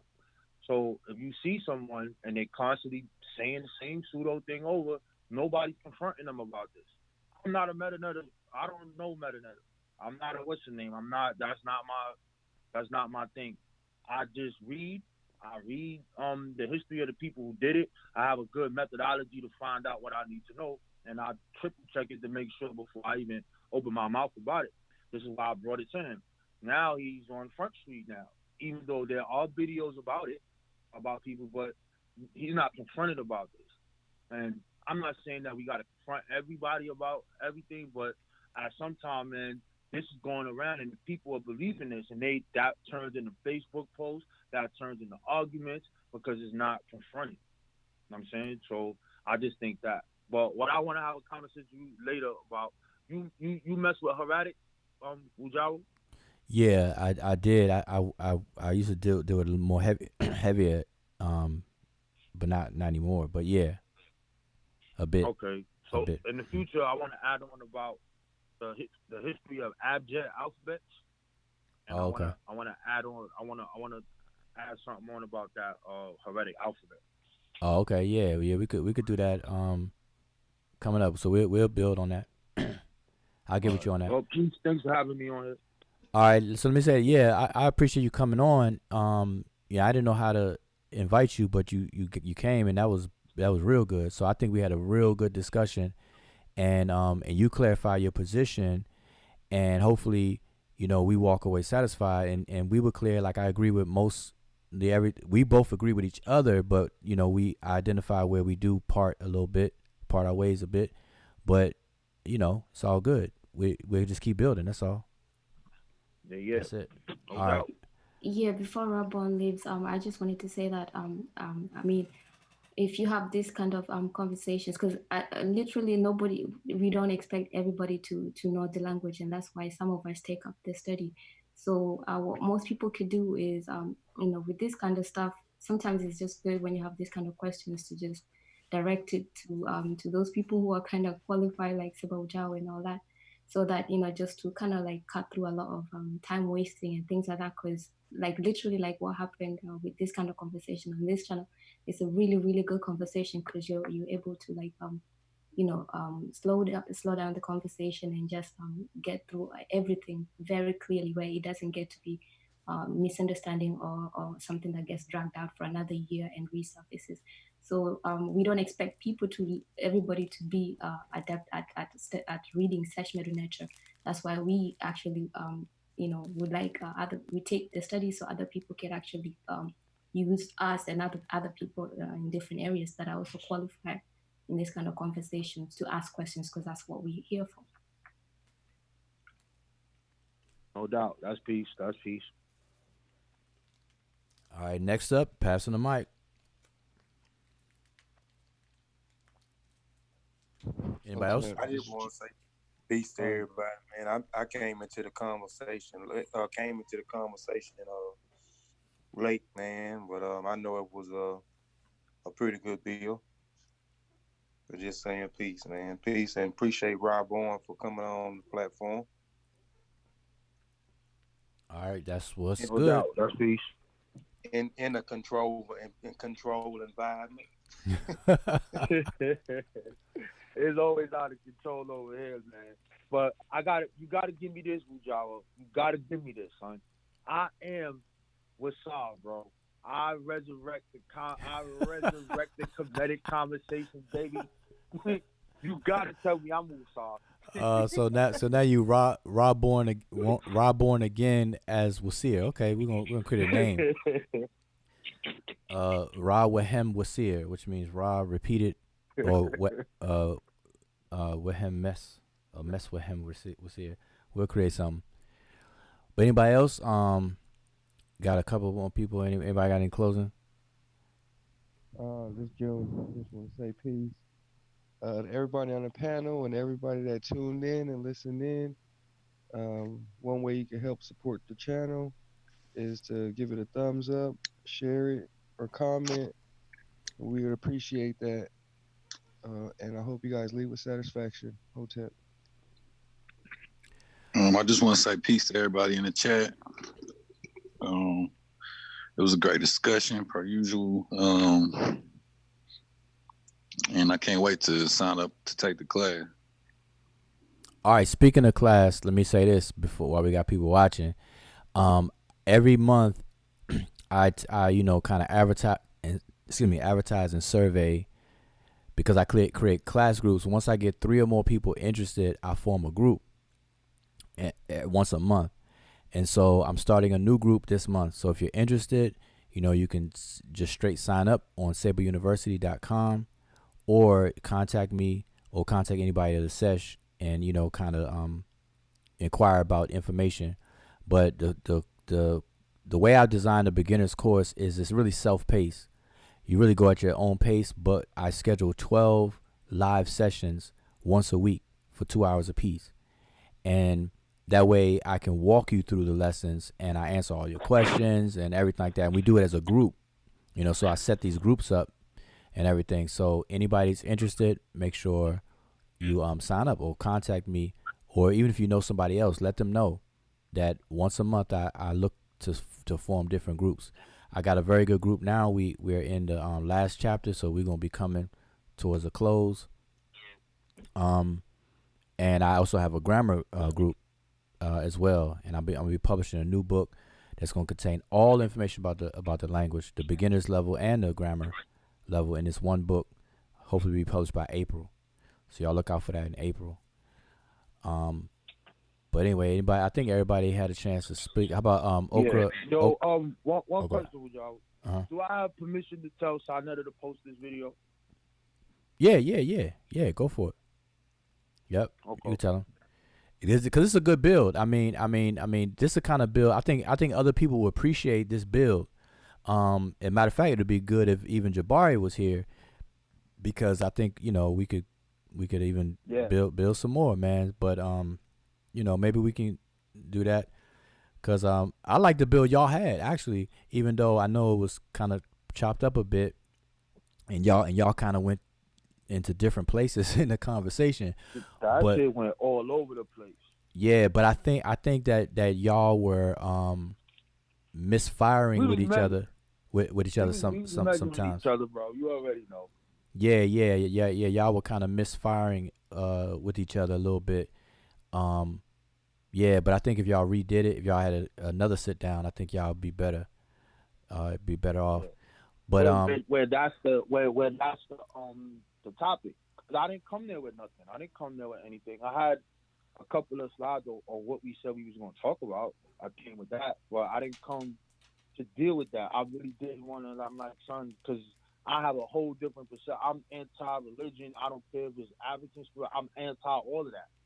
So yeah, that's my people. Yeah, they did it, but that's my personal thing. So I have this conversation with you. You're gonna be offended on what I say. Yeah, and that's what probably put Jabari on the defense.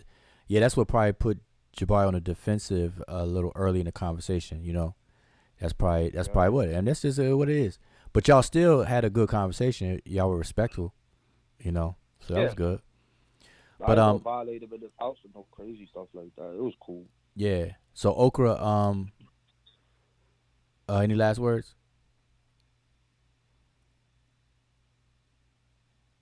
You're the last person on the panel. Maybe they fell asleep. Oh, somebody dropped out. Who was that? June? Nah. Oh, Kofi. All right. Well, Okra going once, going twice. Oh, Kofi was in here? Yeah, Kofi was just in here. Yeah. Oh, I didn't say nothing. No, he did. That's the one that said peace to you. Oh man, that voice, damn man, I must be late. Yeah. All right, since that's it, man. But listen, I appreciate, man. We had 44,000 people watch us, and everything like that. But listen, share this video. Hopefully, people could benefit from this build. This the kind of boring stuff. We ain't tripping and drama and all that kind of stuff, but it's still a good build. It can't be dramatic all the time, man. Some people got to just learn, So that's what it is. That's why I push. But I appreciate you coming on, Raborn, because you clarified something. Maybe Jabari, maybe even Jabari can have a better understanding of what was said too if he checked this video out.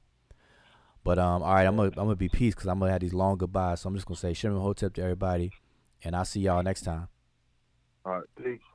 All right, peace.